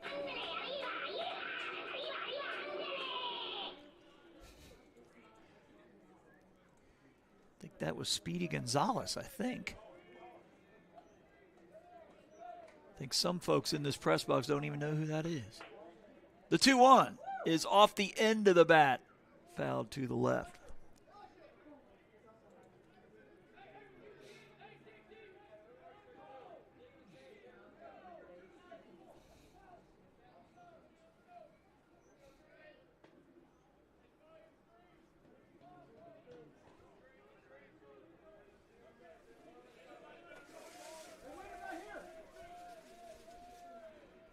The pitch up the middle, second base, long run to his right, flips across his body, the split, nicely done at first, wow.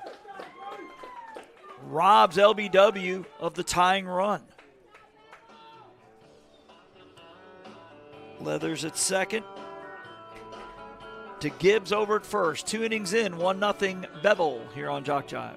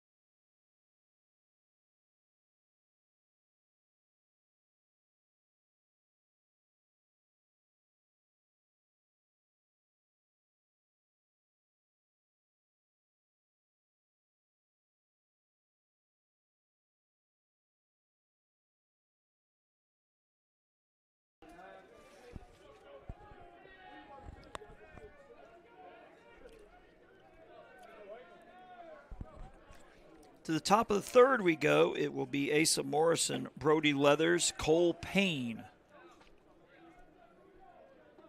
Sack fly, the difference to this point. 1-0.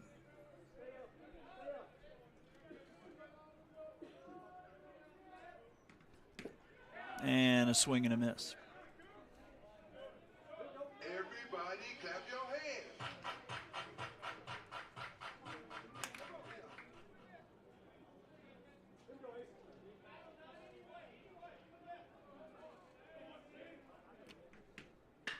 Ground ball. Third baseman stays down, and he fires across the diamond. Good strong throw for the 5-3. Fadala showing the arm off.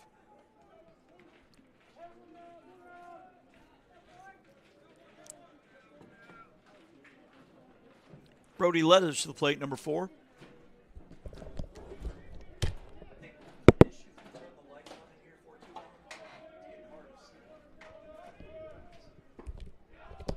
And a swing and a miss.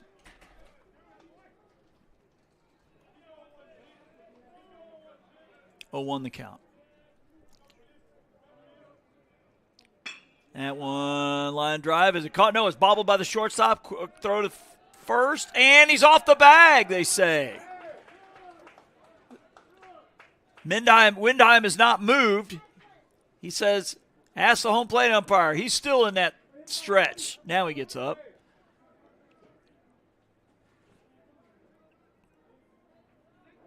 And he's out on the reversal.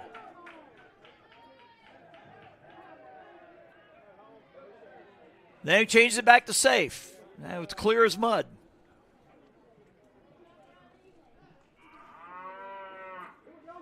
So, as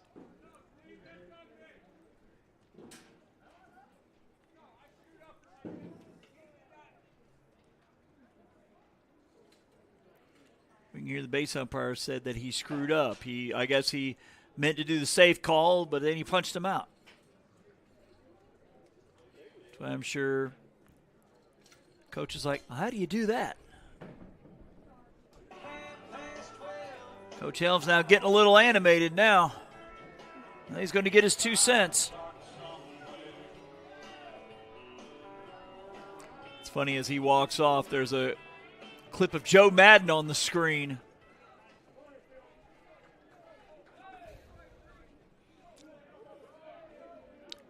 And the pitch is swung on and fouled off.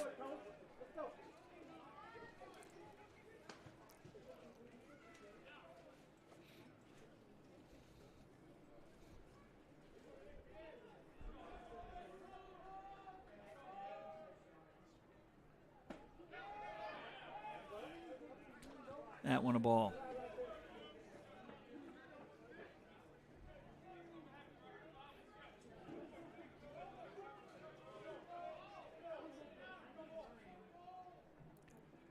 And that one hit into left center. Could be trouble. Left fielder on the run, but he's there to make the catch.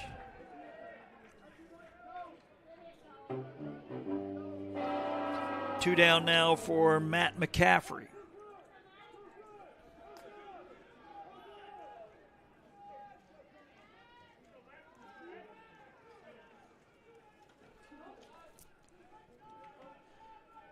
McCaffrey batting from the left side. He flew out to right his last time. And the pitch is low and away, ball 1.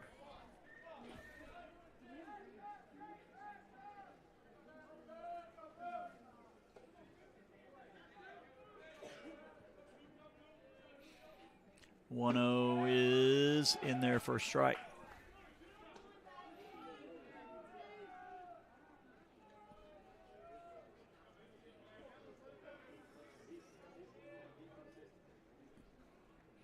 That one hit to center field. Center fielder drifting back. Still going back. Still going back. Next to the fence and makes the catch up against the wall.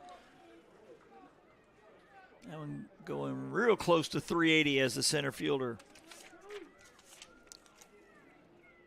Mills will haul that in for out number 3. So Bevill will leave 1. We'll go to the bottom of the third. 1-0 here on JockJive.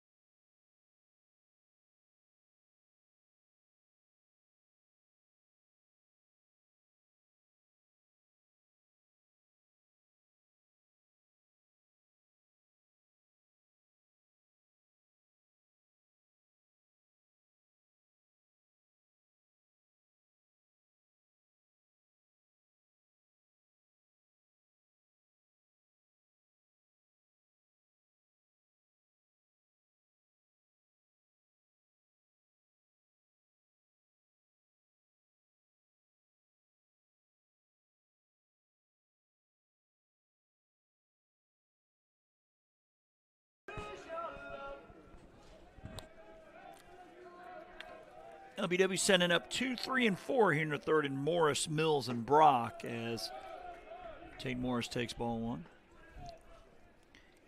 Lined out to center his first time.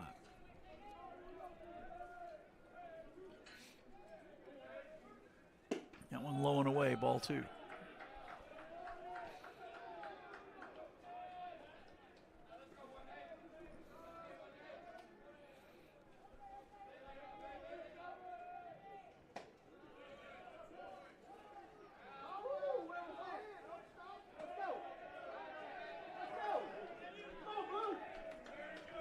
Count now 3-0.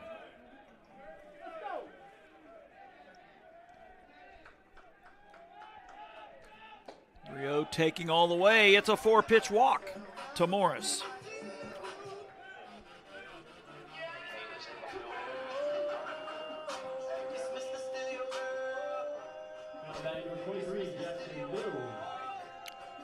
Jackson Mills batting from the left side. He also flew out to center. Back to first and the runner back.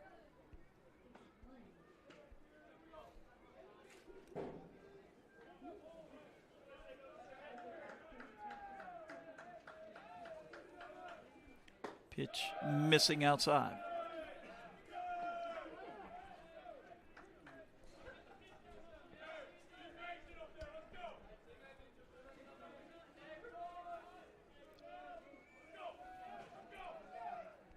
One-0 pitch outside, ball two.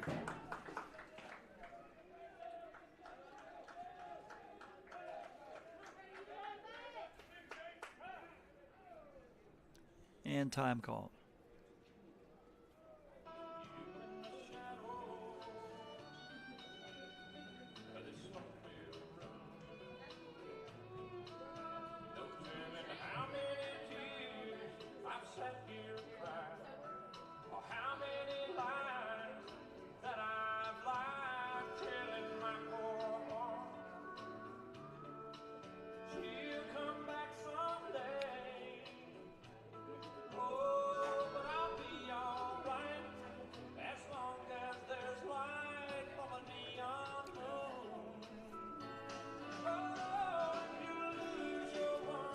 Brooks and Dunn, I believe, in the background. As number 23 steps back in, Mills. Back to first and the runner back.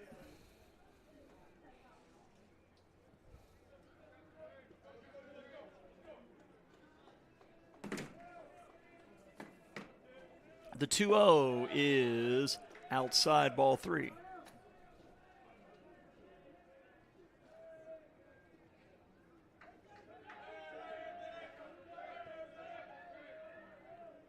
That one misses high, a 4-pitch walk. There's Holland Brock coming to the plate.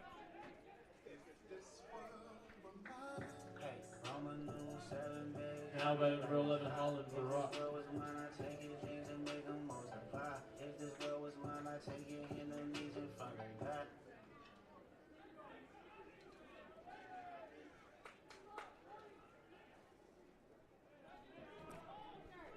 Showing bunt and going after it, but it's fouled. Brock singled his last time.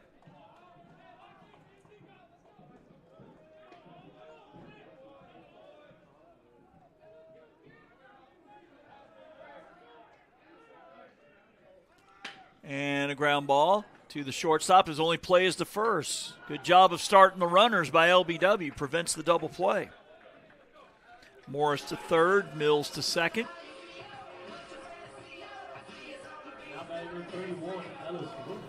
Ellis Windheim flew out to center his first time.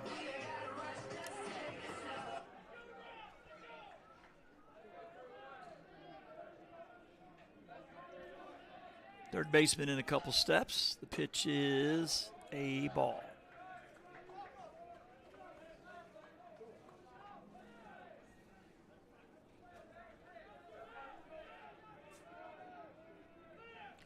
Pitch is low and away, ball two. Everybody clap your hands.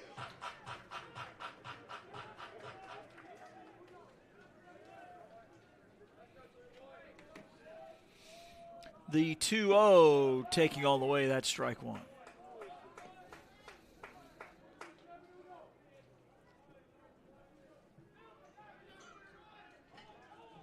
Two-one pitch, ground ball up the middle, a base hit. One will score, two will score. So Windheim with the 2-run single gives LBW the 2-1 lead here in the third. Now batting number 12, Connor Fridala. Connor Fridala, who had an infield single his last time. Back to first, and Windheim almost picked off. He gets back safely.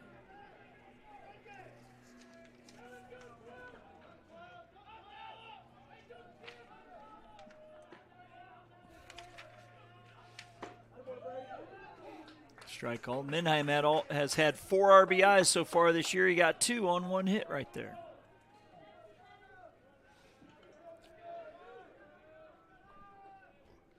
Pitch line caught by the second baseman, and Windheim hustling back. Nice glove work over there by Leathers. Perfect name for a baseball player, if you ask me. 2 outs.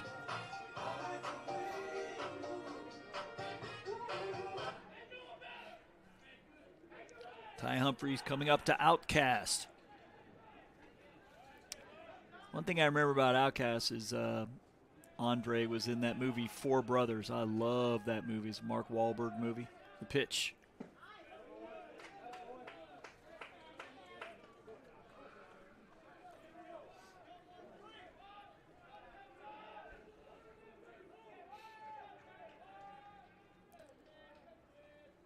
One-0 pitch hit high on the infield second base going out. He's about, I'd say, 12 or 15 feet out into right center and will make the catch.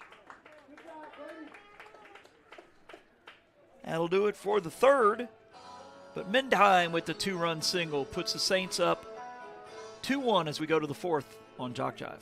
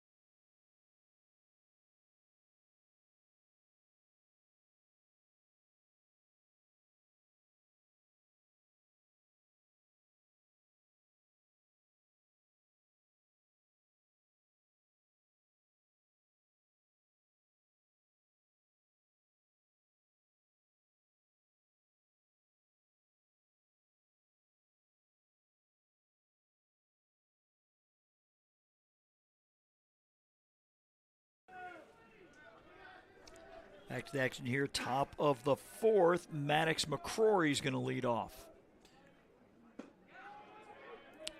That one low for ball one.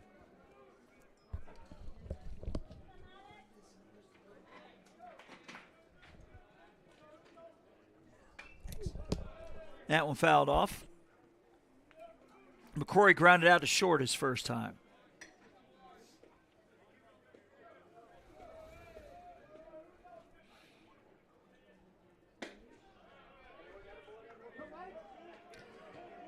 Got us a final from Huntsville. Southern Union beats Bishop State 95-80. That's the first of the 2 semifinals on the men's side in Division I. So Southern Union in the championship game. Reminds me of a story. 3-1 pitch. Low for ball 4. McCrory aboard. I am a newspaper guy by trade. I went to, well, it's now Pensacola State. I call it Pensacola Junior College. That's what it was when I was there. I worked for the school paper there. And one of the administrators paid for me and a photographer to go to the national tournament, which PJC won in 1993. Southern Union was the representative from Alabama. They had this guy named Al Dillard. This dude was Steph Curry 30 years ago. I mean, the guy was pulling up from like half court, hitting threes and stuff. And they Southern Union beat this team from Idaho that was the number 1 seed going in. So they are 1 game away. Actually, 2 games away, I guess, since there's a district game against. They'll play the Florida winner.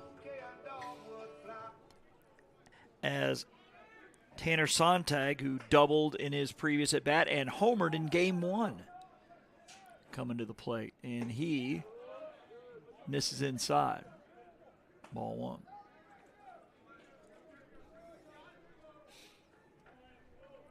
So it is still Rogers on the mound. Cooper Rogers. The pitch is a swing and a miss. 1-1.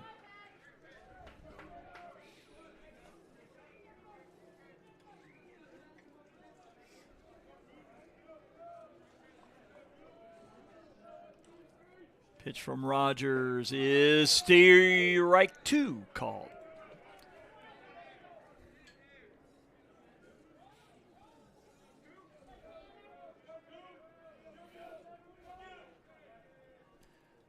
One, 2 from Rogers is fouled off.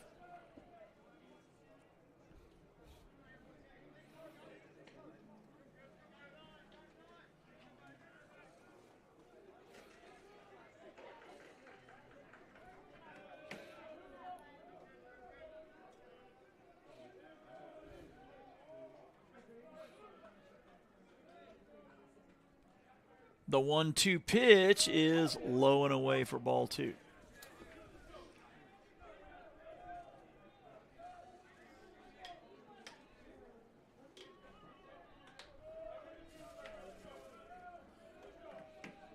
The 2-2 is hit well to right field. Right fielder going back. This could be trouble, and it is gone. A 2-run homer.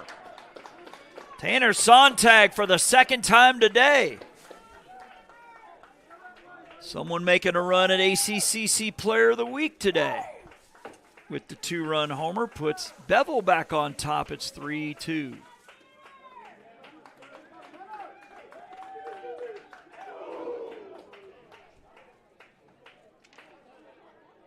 Sontag now has 2 home runs and a double.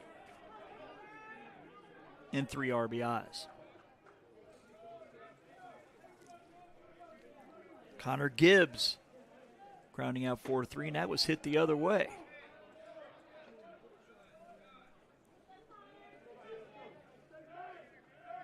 I think it's going to be somewhere around 370 on that one. That one is hit well to right. Right fielder on the run, on the run, on the run. It's going to drop for a base hit. So 3 straight base runners here for Bevill. They, from our vantage point in the press box, cannot really see into the bullpen down the way, but I don't see anybody throwing yet. Oh, it's behind the left field wall. Well, that's why I can't see it. I was thinking it was down the line, whereas on the Bevill side, you could see the bullpen. Okay, so they're behind the left field fence. That one is bunted. The pitcher, Cooper Rogers, will go to first. Oh, he pulled him off the bag. That's going to be an E1. He looked like he's going to go to second, so his mind, I think, was still thinking there and just didn't get his feet set.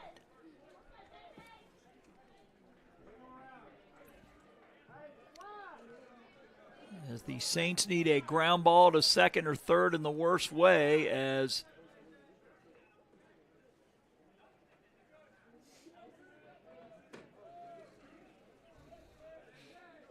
looks like Coach Helms is and coaching staff is looking down that way to see if they are ready.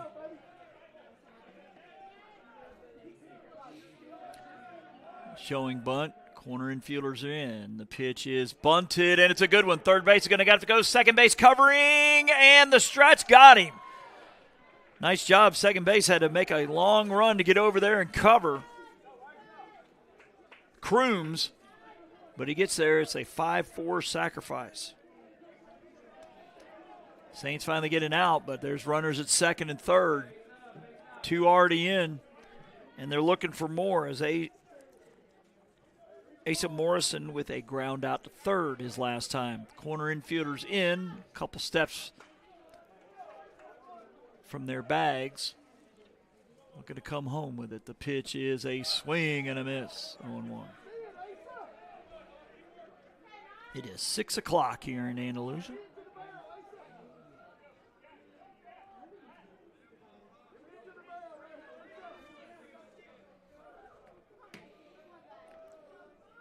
The 0-1. Swing and a miss for strike 2.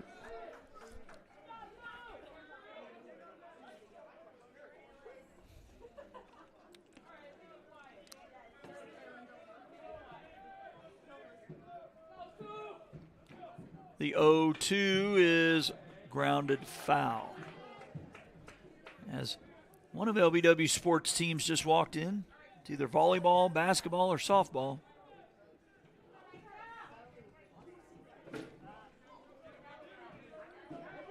I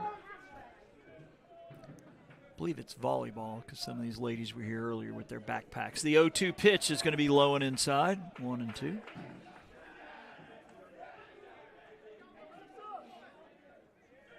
Looks like the sun has officially set. Lights are really starting to take some effect. The 1-2 from Rogers is going to miss outside, ball 2.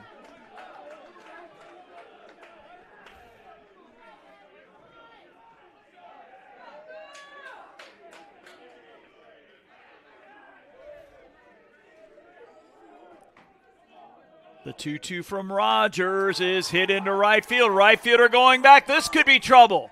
That's going to one-hop the wall. They're going to get 2 out of it. It's going to be a double and 2 RBIs. It is 5-2. William Thomas, correction, this is Asa Morrison with the 2-run double, plating Gibbs and Baker. So the error comes back to haunt the Saints as Coach Helms with the slow walk out to the mound. And looks like we're going to see a new pitcher as we see the Saints bench empty to go give some kudos to Rogers. So we'll tell you about the new pitcher when we get back here on JockJive.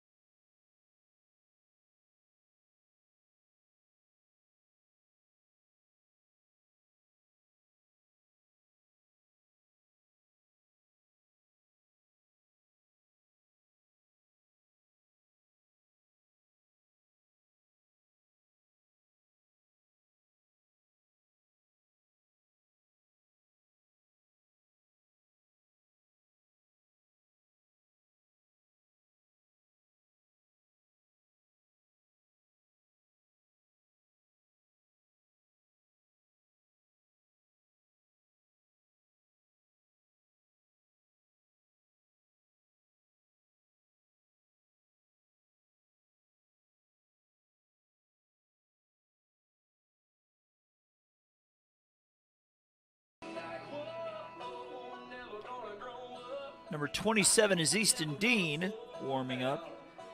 He is going to have, this will be his 7th appearance of the year, 2-0 record, ERA of an even 3. He has walked 8, struck out 13 in 15 innings. As Bevill has plated 4 here in the 4th.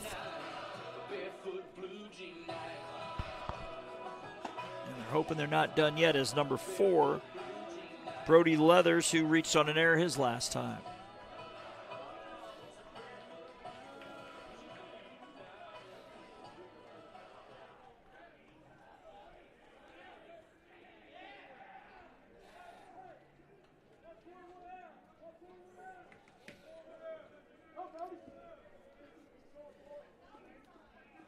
And Morrison, your runner at second. 1 down here in the 4th. Easily the longest half inning we've had all day. The pitch is a strike call.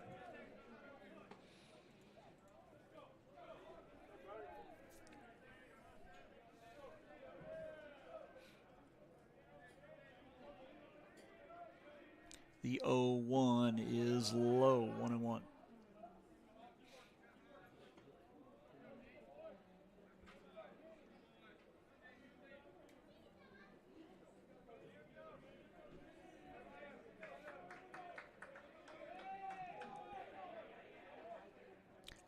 Pitch is going to miss up for ball 2.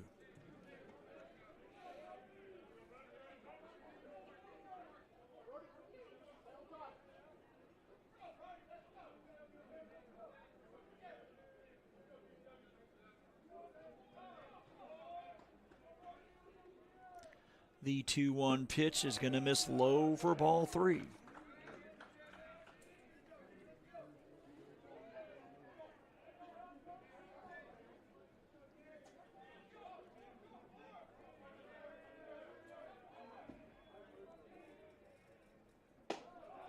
And that is ball 4. Bases are loaded. You up to Cole Payne, who struck out and flew out.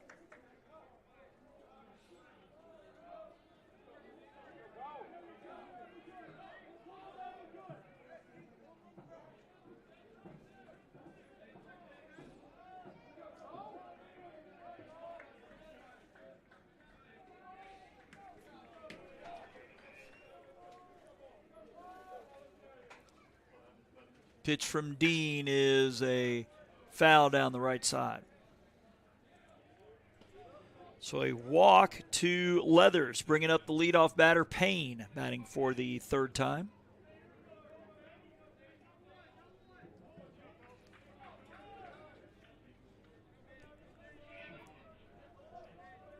Correction, how about 1st and 2nd? The pitch is a swing and a miss, 0-2. Is a 4-run 4th.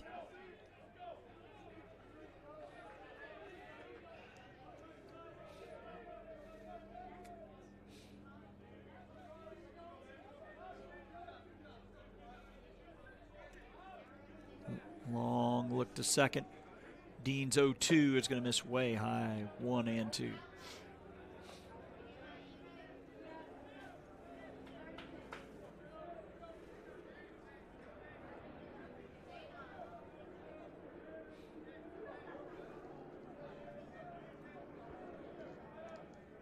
Dean with a look to second, and the 1-2 pitch is going to miss up and away. That'll even it at 2-2. As long as Payne does not hit into a double play, Bevill is going to bat around here in this 4th inning. Dean's look to second, and the 2-2 pitch is a swing and a miss. He chased one up in the zone for strike 3.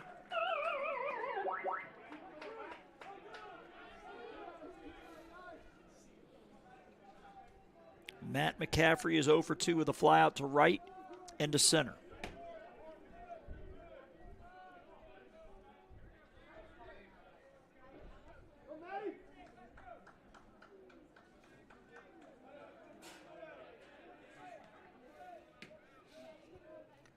And the pitch is low and inside. 1-0. 84 on that last one.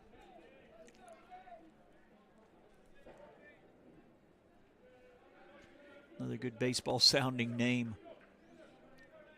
as Easton Dean will throw the 1-0. Drops in there, even it at 1-1.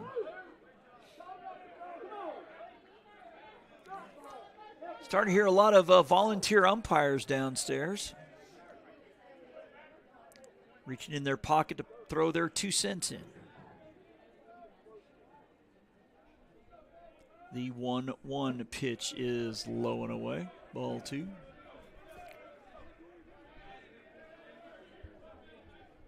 And you're watching Game 2 of this doubleheader of LBW Baseball here on JockJive.com. The 2-1 is up and away for ball 3.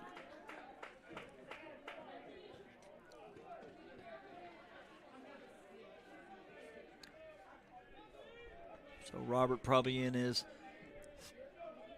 final game of the night up there in Huntsville.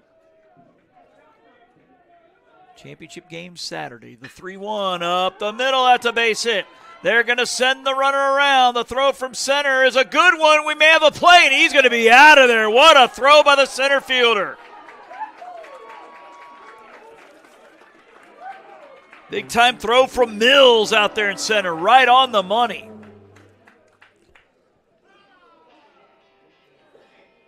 So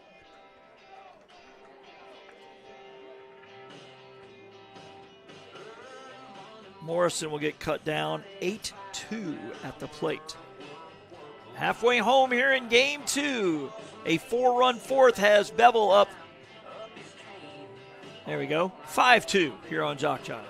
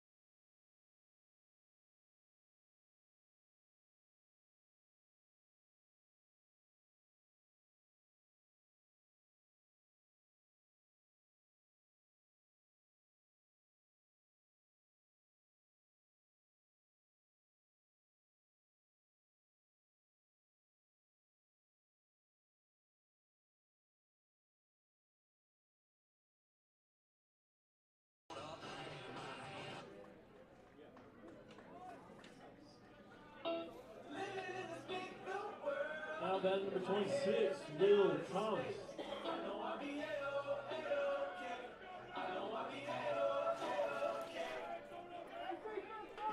William Thomas is going to lead off here in the bottom of the 4th.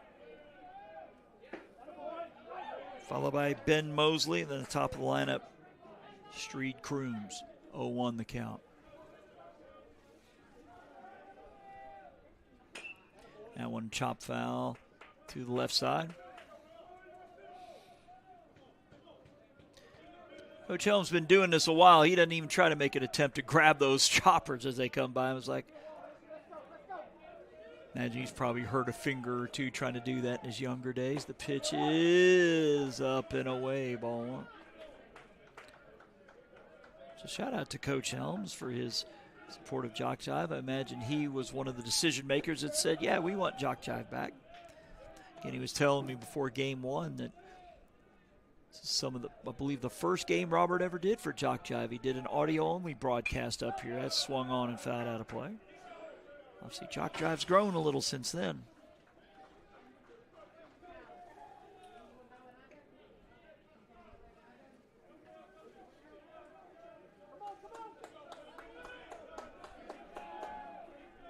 And that one swung on and fouled out of play again.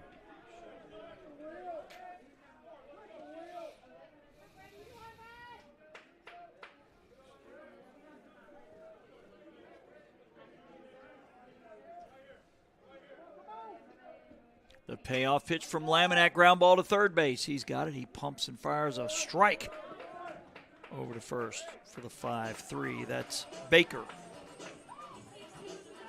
Over to Gibbs.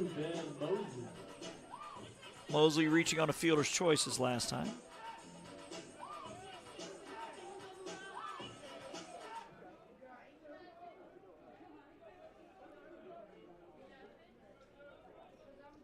That one missing high for a ball.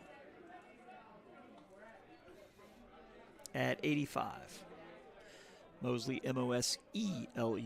The pitch is inside, ball 2.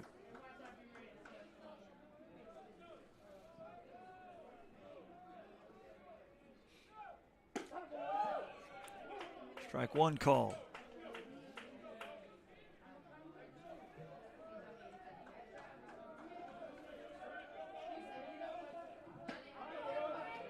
Strike 2 called.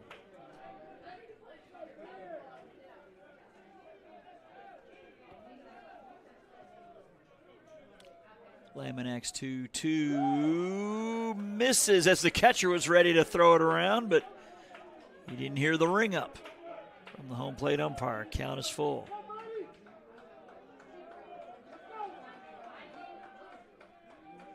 Pitch is fouled off.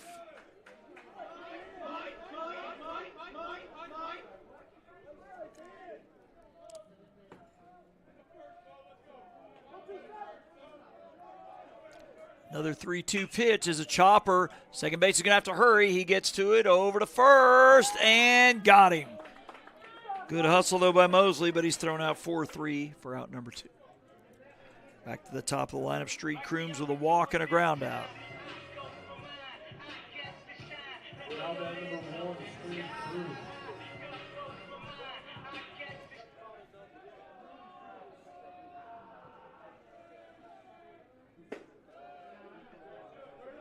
Missing for a ball.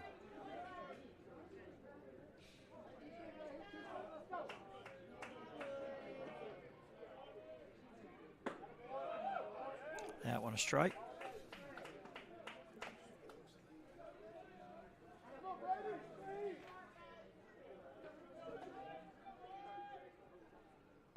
And a swing and a miss.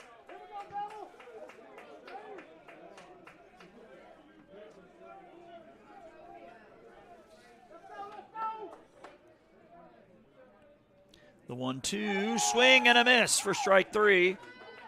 And he'll have to throw down to complete the strikeout. So a 3 up, 3 down. 4th inning. That's the first time here in game 2 that's happened. We go to the top of the 5th. It's a 5-2 lead for Bevill here on JockJive.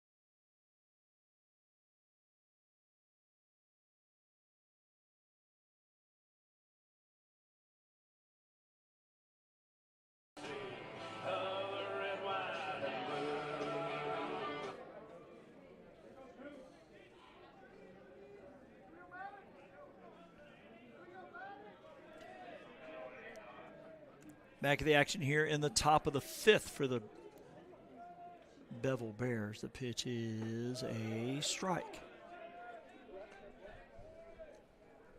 Easton Dean back to the bump here for LBW. The McCrory, Sontag, and Gibbs, 3, 4, and 5. The pitch is inside, 1-1.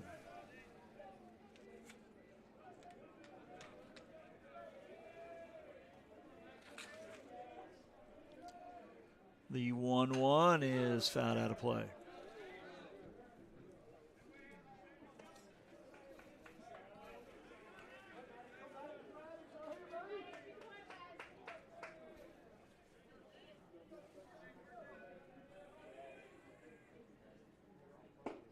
And a swing and a miss for strike 3. So Dean gets the strikeout.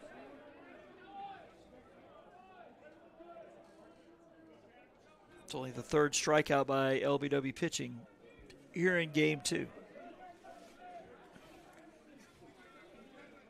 Sontag has had quite the day.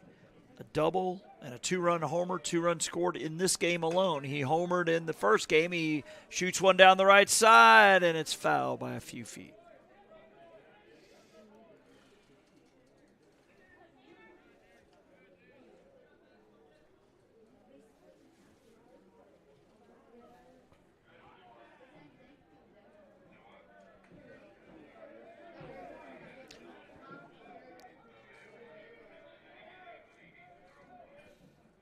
The 0-1 pitch is fouled off. No balls, 2 strikes. Everybody clap your hands.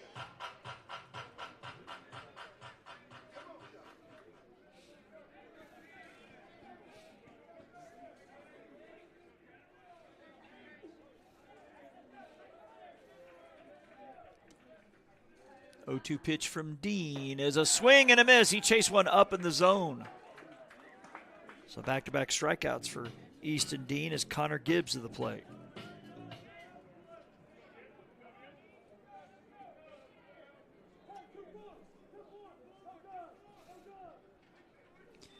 Gibbs with a ground out to second in the second, singled and scored in the 4th.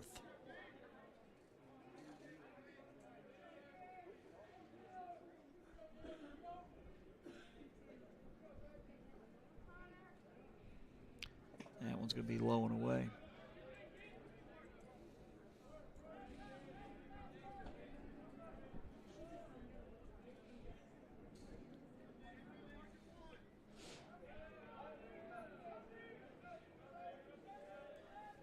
Dean's 1-0 pitch is a chopper left side, foul. Ball and a strike.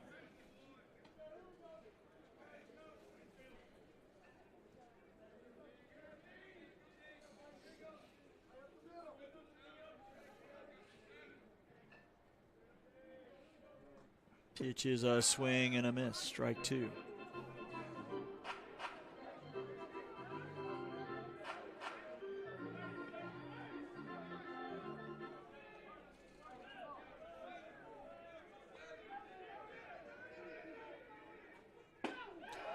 And missing as whole right side of the defense took about 10 steps toward the dugout. Just one problem.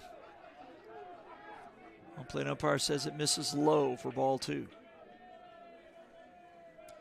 The 2-2 pitch. That one definitely low for ball 3.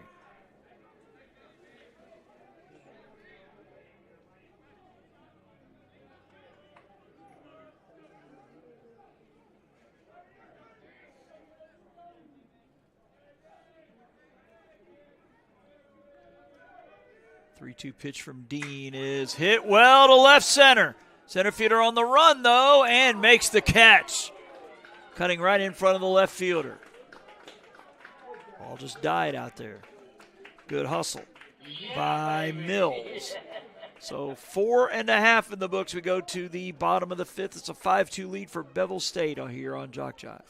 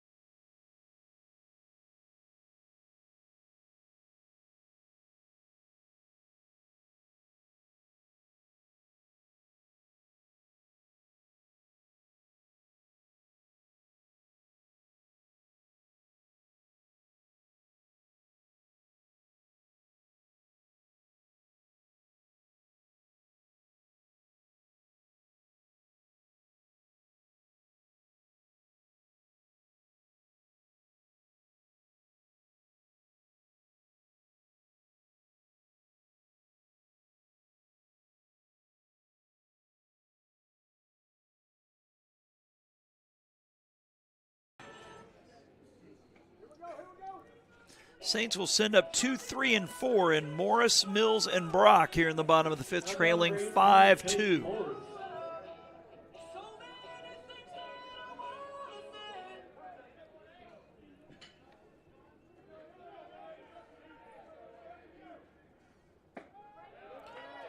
Missing for ball 1.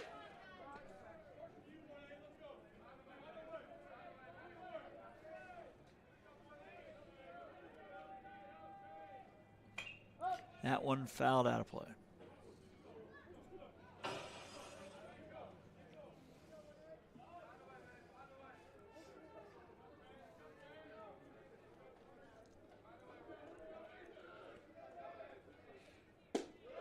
That one low and away, now 2-1. Tate Morris lined out to center in the first, walked and scored in the third.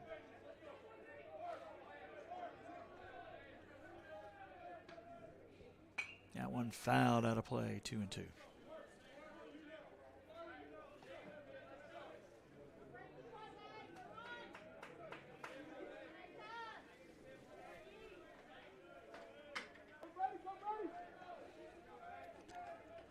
Two to Morris, missing inside, almost hitting ball 3.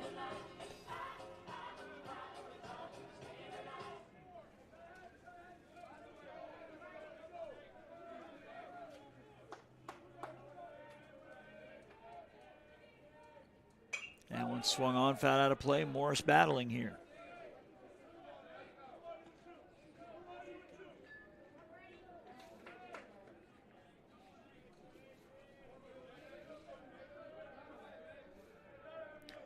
Three-two popped up and will get out of play.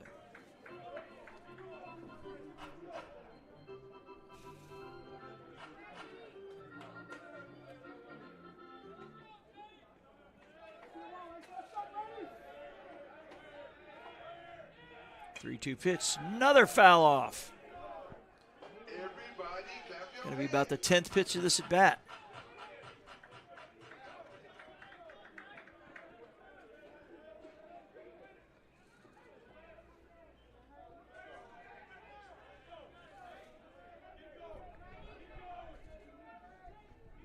Payoff pitch, hit into left center. It gets down for a hit. So Morris wins the long battle. So on for the second time in this one. Jackson Mills with a pop-up and a walk and a run scored.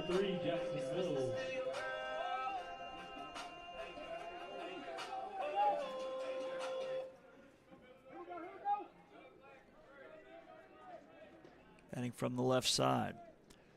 And hits the outside corner, strike 1.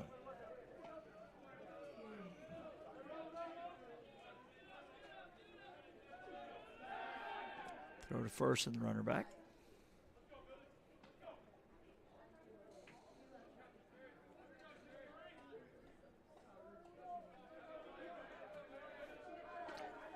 Laminak's 0-1 is a ground ball off the pitcher's glove. He recovers, so he'll just underhand to first as he pull him off the bag. He's on the bag, safe, as first base coach giving it a look. And walking off, but Coach Mills is not, well.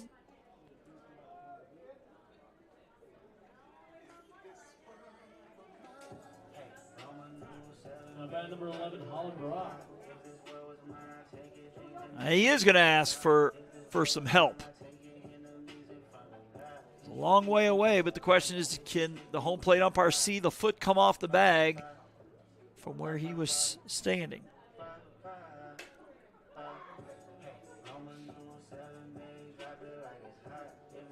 And he's out. Lead runner does take second on the play. Holland Brock with a single and a ground out to short.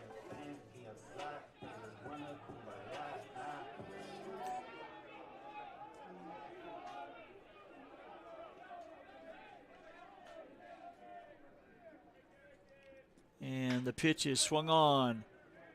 Right fielder drifting in fair territory. The catch is made. The runner will tag from second and advance. Two down in the fifth here for Ellis Windheim, who had a two-run single his last time. Now bat number 31, Ellis Windheim. He also flew out to center.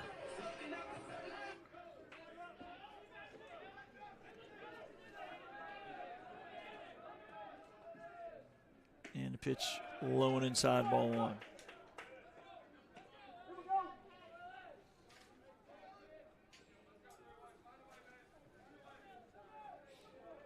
One 1-0 pitch is off the plate, ball two.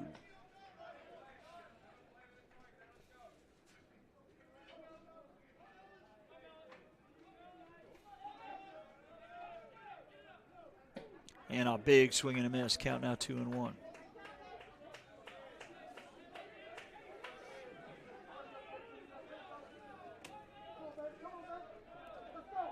The inning continues. Cam Fadala bats. The 2-1 is fouled back.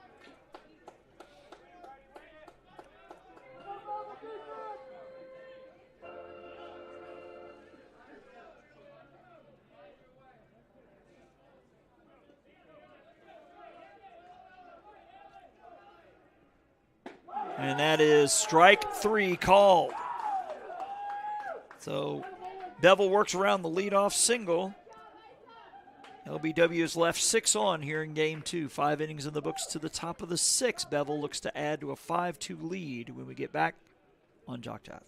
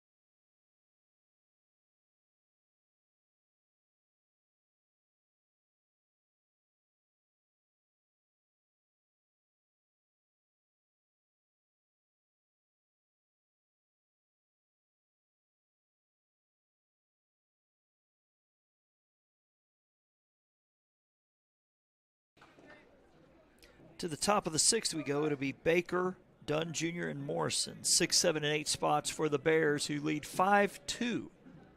And that one is hit well to center, but the center fielder coming in, camping out, makes the catch. That's Mills for out number 1.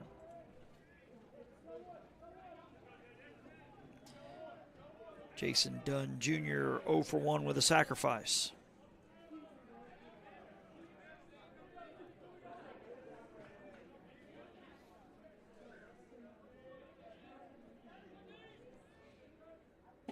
That one a strike call.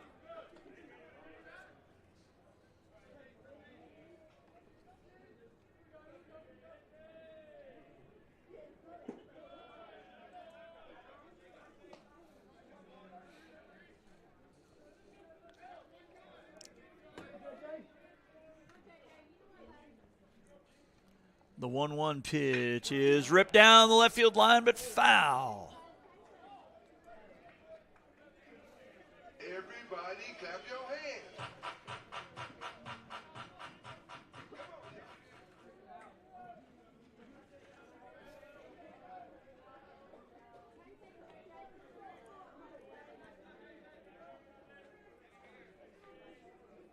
The 1-2 pitch, low and away. Now 2-2. Like South Georgia Tech winning 99-41 today. Ground ball, diving. The Second baseman was kind of leaning right, tried to come back and lay out to his left. Could not come up with it. That'll be a base hit.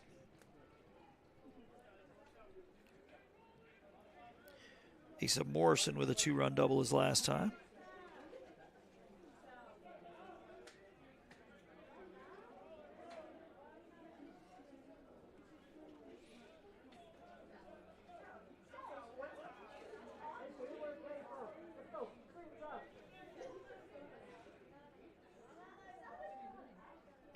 Pitch from Dean is a swing and a miss.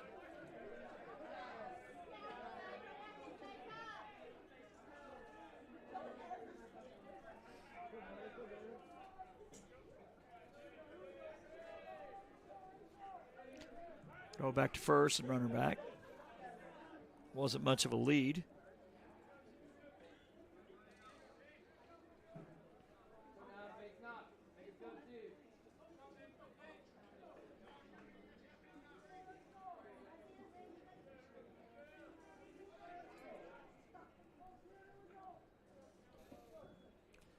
Pitch is a ball. 1-1.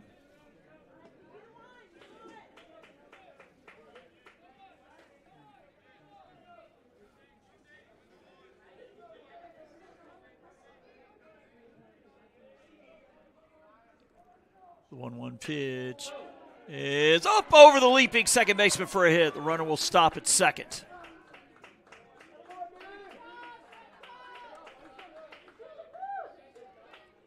Crooms climbed the ladder as best he could, but just could not get to it. 2 on here with 1 out.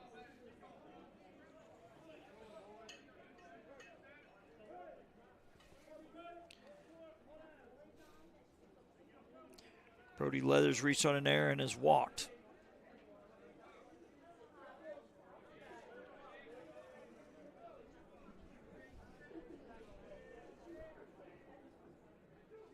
The pitch is a strike call. 0-1.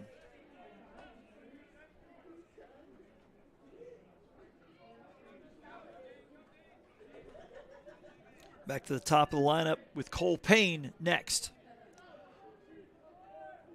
Dean's 0-1 is up and away. 1 ball, 1 strike.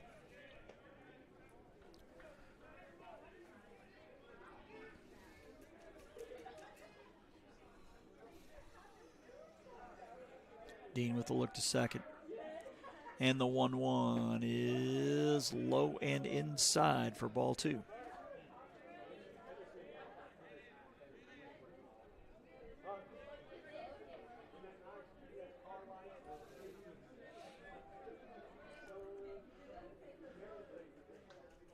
Two 2-1 pitch. Up and in for ball 3.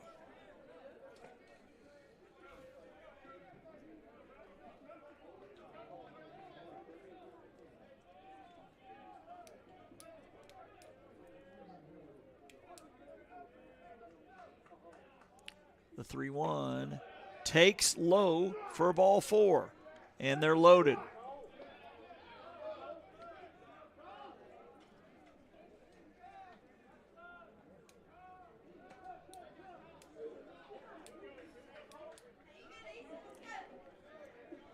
Cole Payne struck out looking in the first. He flew out to left in the third, struck out in the fourth.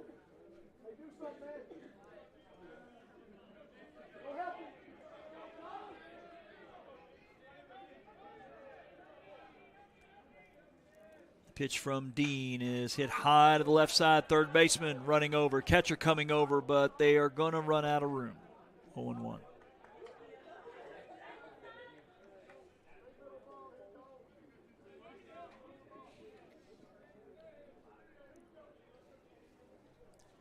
Matt McCaffrey will bat if there's no double play here.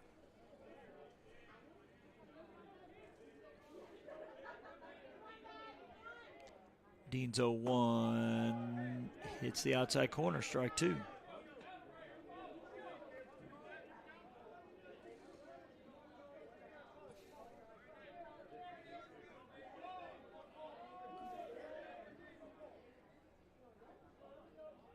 Oh, 2 pitch, swung on and foul out of play to the left.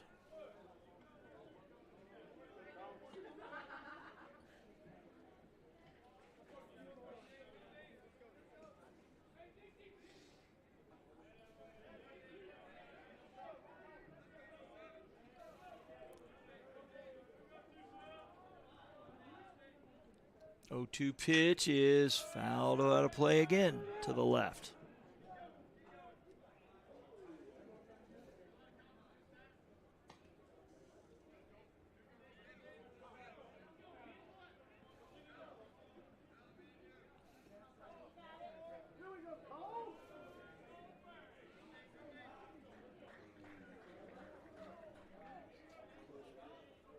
The 0-2 again, fouled out of play to the left.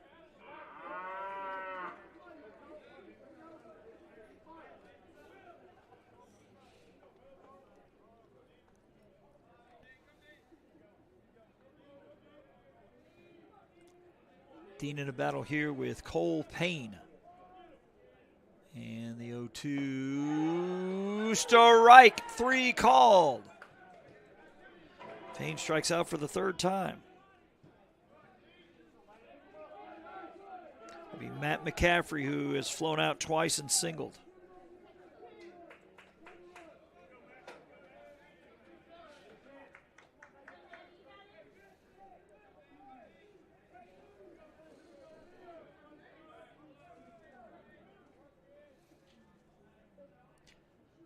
Pitch ripped down the line. Nice play. Minheim played it perfect. Right on the line. He'll go 3 unassisted for out number 3. So Bevill's going to leave the bases loaded here in the 6th. We head to the bottom half of the 6th. LBW with work to do, running out of outs. They trail 5-2 here on JockJive.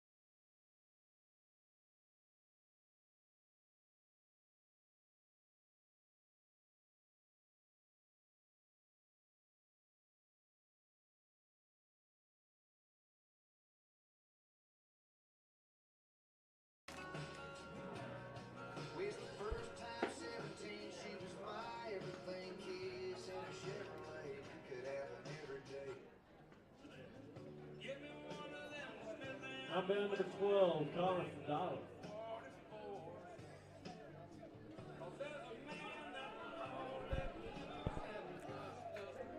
Go to the bottom of the 6th. It'll be Fidala, Humphreys, and Thomas. The 6, 7, 8 spots for the Saints as Fidala will start out 0-1. Beat out an infield hit, lined out to second. And that one missing inside, ball 1.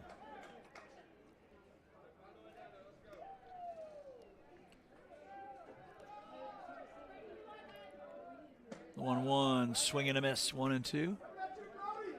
It's like Fidala from Mobile.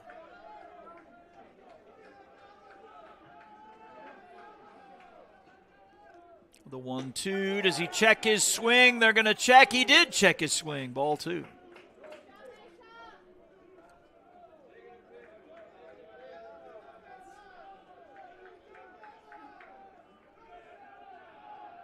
The 2-2 off the plate, ball 3.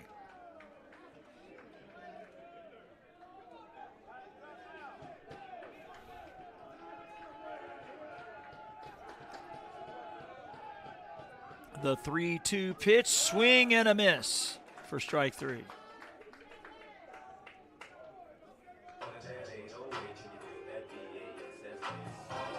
It's only Laminak's third strikeout, but he has fanned the last two. Ty Humphries with a single and a flyout.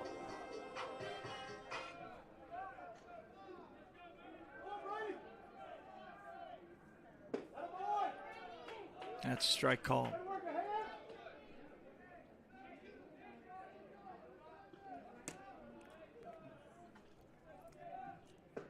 That one missing low and away, 1-1.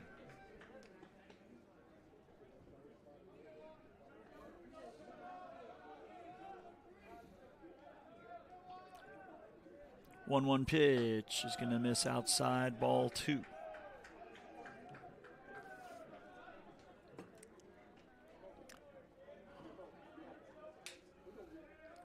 The 1-1 is ripped right to the pitcher. He'll go halfway and underhand one for out number 2.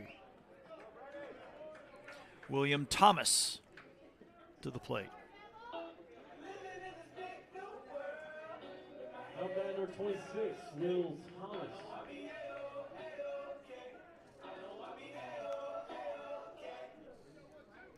Thomas popped out to the catcher in the second, grounded out to third in the fourth. And the first pitch he sees is strike 1.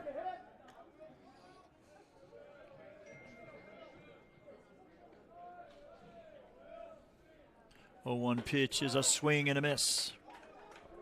Lamanak up now 0-2.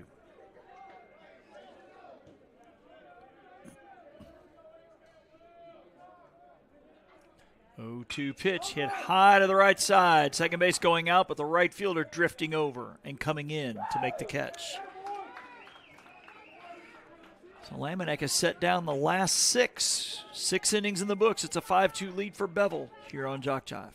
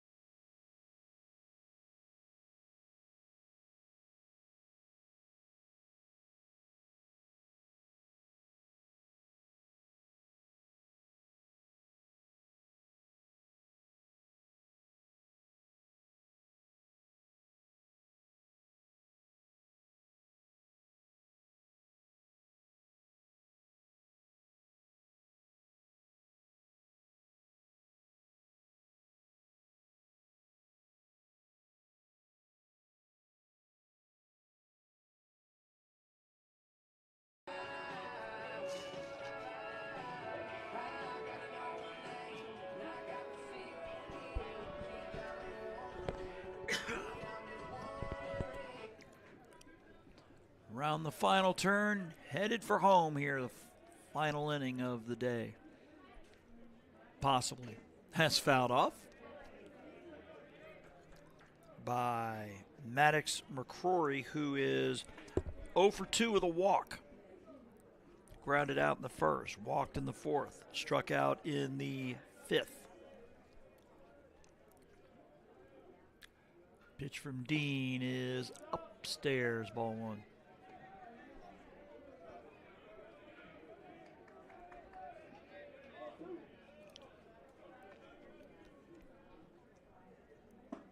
That one low for ball 2.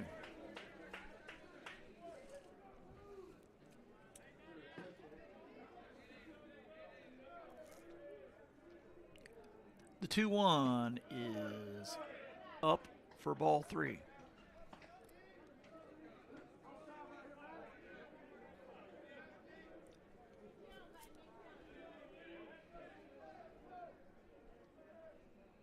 Three-one and in there for strike 2.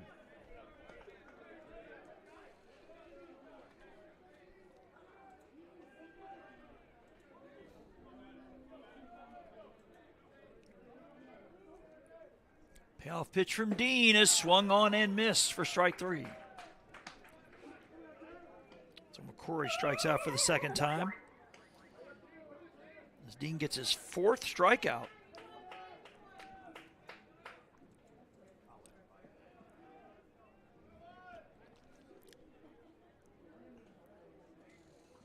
Tanner Sontag struck out his last time, but he doubled and scored and has also added a 2-run homer, his 2nd of the day.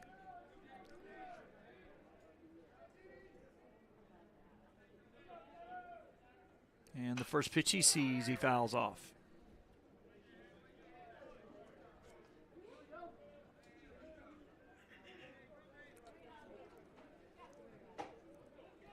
Connor Gibbs, the on-deck man for the Bevill Bears, who lead 5-2 here in the 7th. The 0-1 missing inside.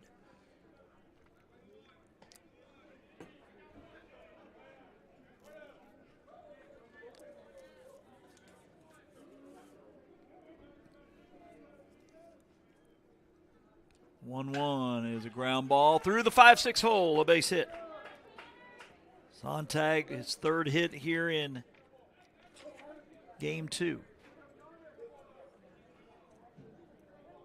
Bring up Connor Gibbs, who is 1 for 3 with a single and a run scored.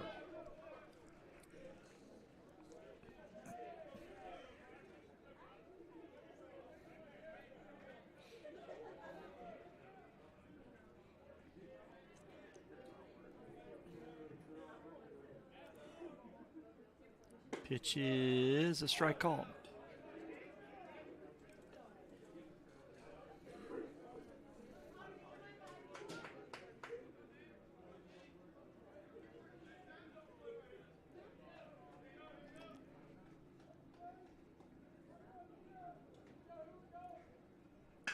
That's a ground ball. Third baseman has it over to second for 1 to first. That's a double play going 5-4-3. Saints got to get the bats cranked up quick. They're down to their last 3 outs here. It's 5-2 here on JockJive.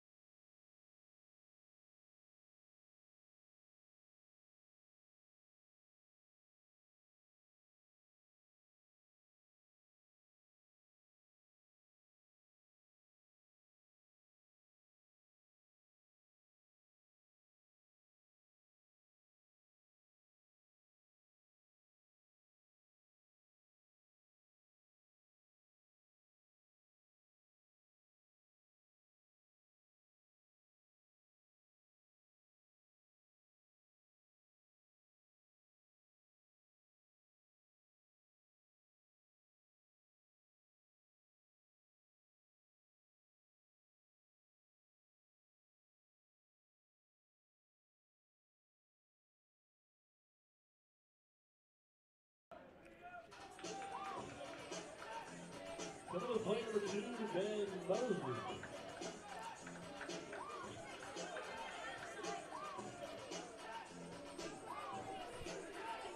Saints will send up 9, 1, and 2 here in the bottom of the 7th.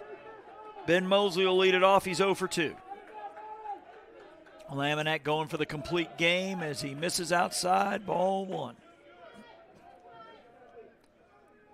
Again, Mosley, Crooms, and Morris. Mills will bat should any of them reach. Pitch is a strike call.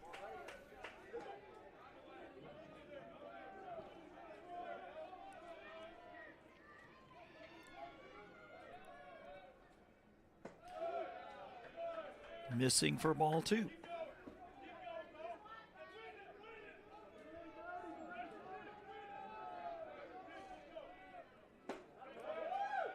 It's the outside corner for strike 2.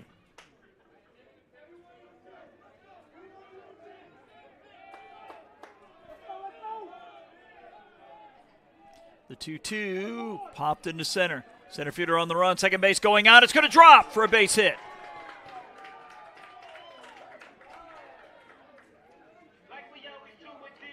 That is the 5th time in the game that the leadoff man has reached for LBW. That runner has scored only once.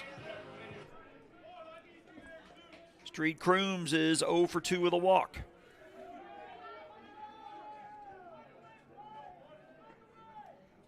And that one is outside, ball 1.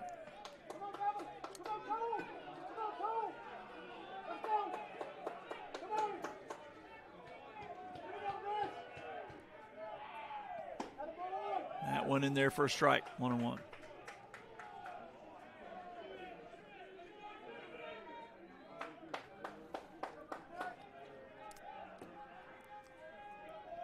The 1-1 is hit into center field. Center fielder on the run, and he can't get to that one. So 2 on. And all of a sudden, the tying run coming to the plate, and Tate Morris. Morris, by the way, has homered twice this year.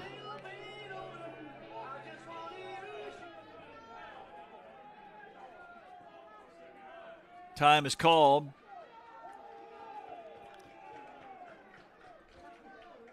As Coach Woodard makes his way out for Bevill.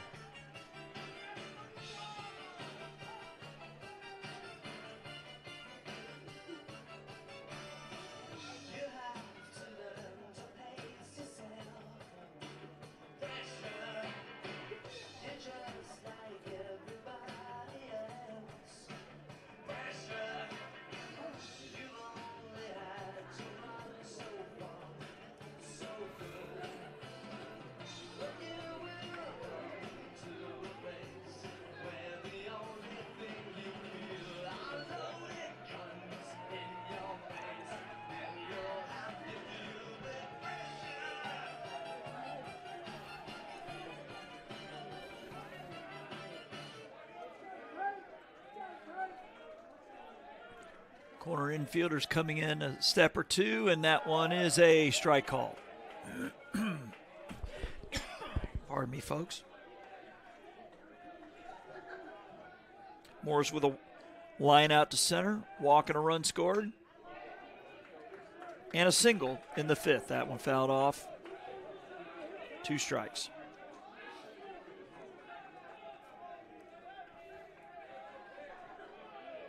Jackson Mills waits on deck.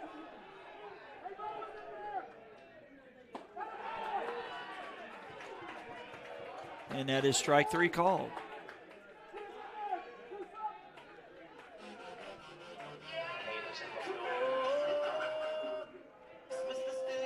Number 23, Jackson Mills. Mills with a pop out, a walk and a run scored, and a ground out. That one fouled out of play.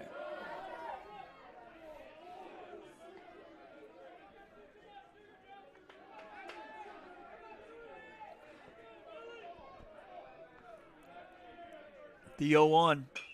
Fouled out of play. 0-2.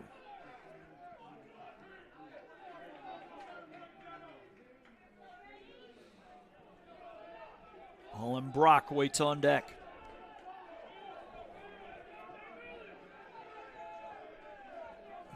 The 0-2 from Laminack way up and away. Ball 1.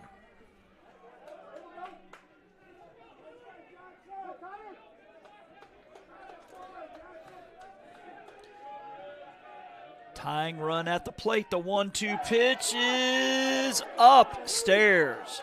Ball 2.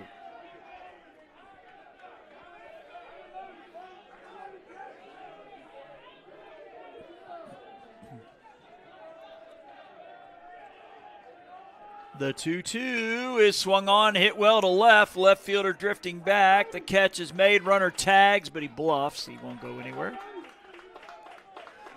So LBW down to their final out here in game 2. It'll be up to Holland Brock.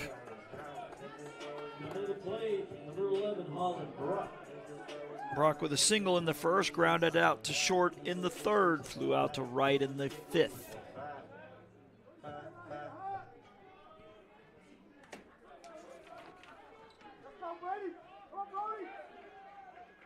Brock has 1 homer on the year. And that one misses up, ball 1.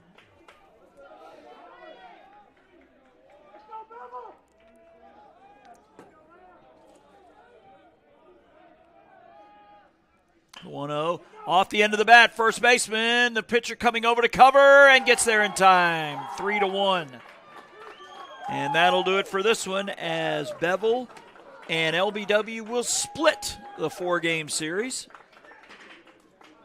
Both teams splitting at home. LBW winning the first one. Bevill wins this one 5-2. So on behalf of the owner, Robert Williamson, Jason Thompson, calling it a day from Andalusia. Again, yours truly will be here in Andalusia on Thursday of next week for LBW softball. But until then, so long, everyone.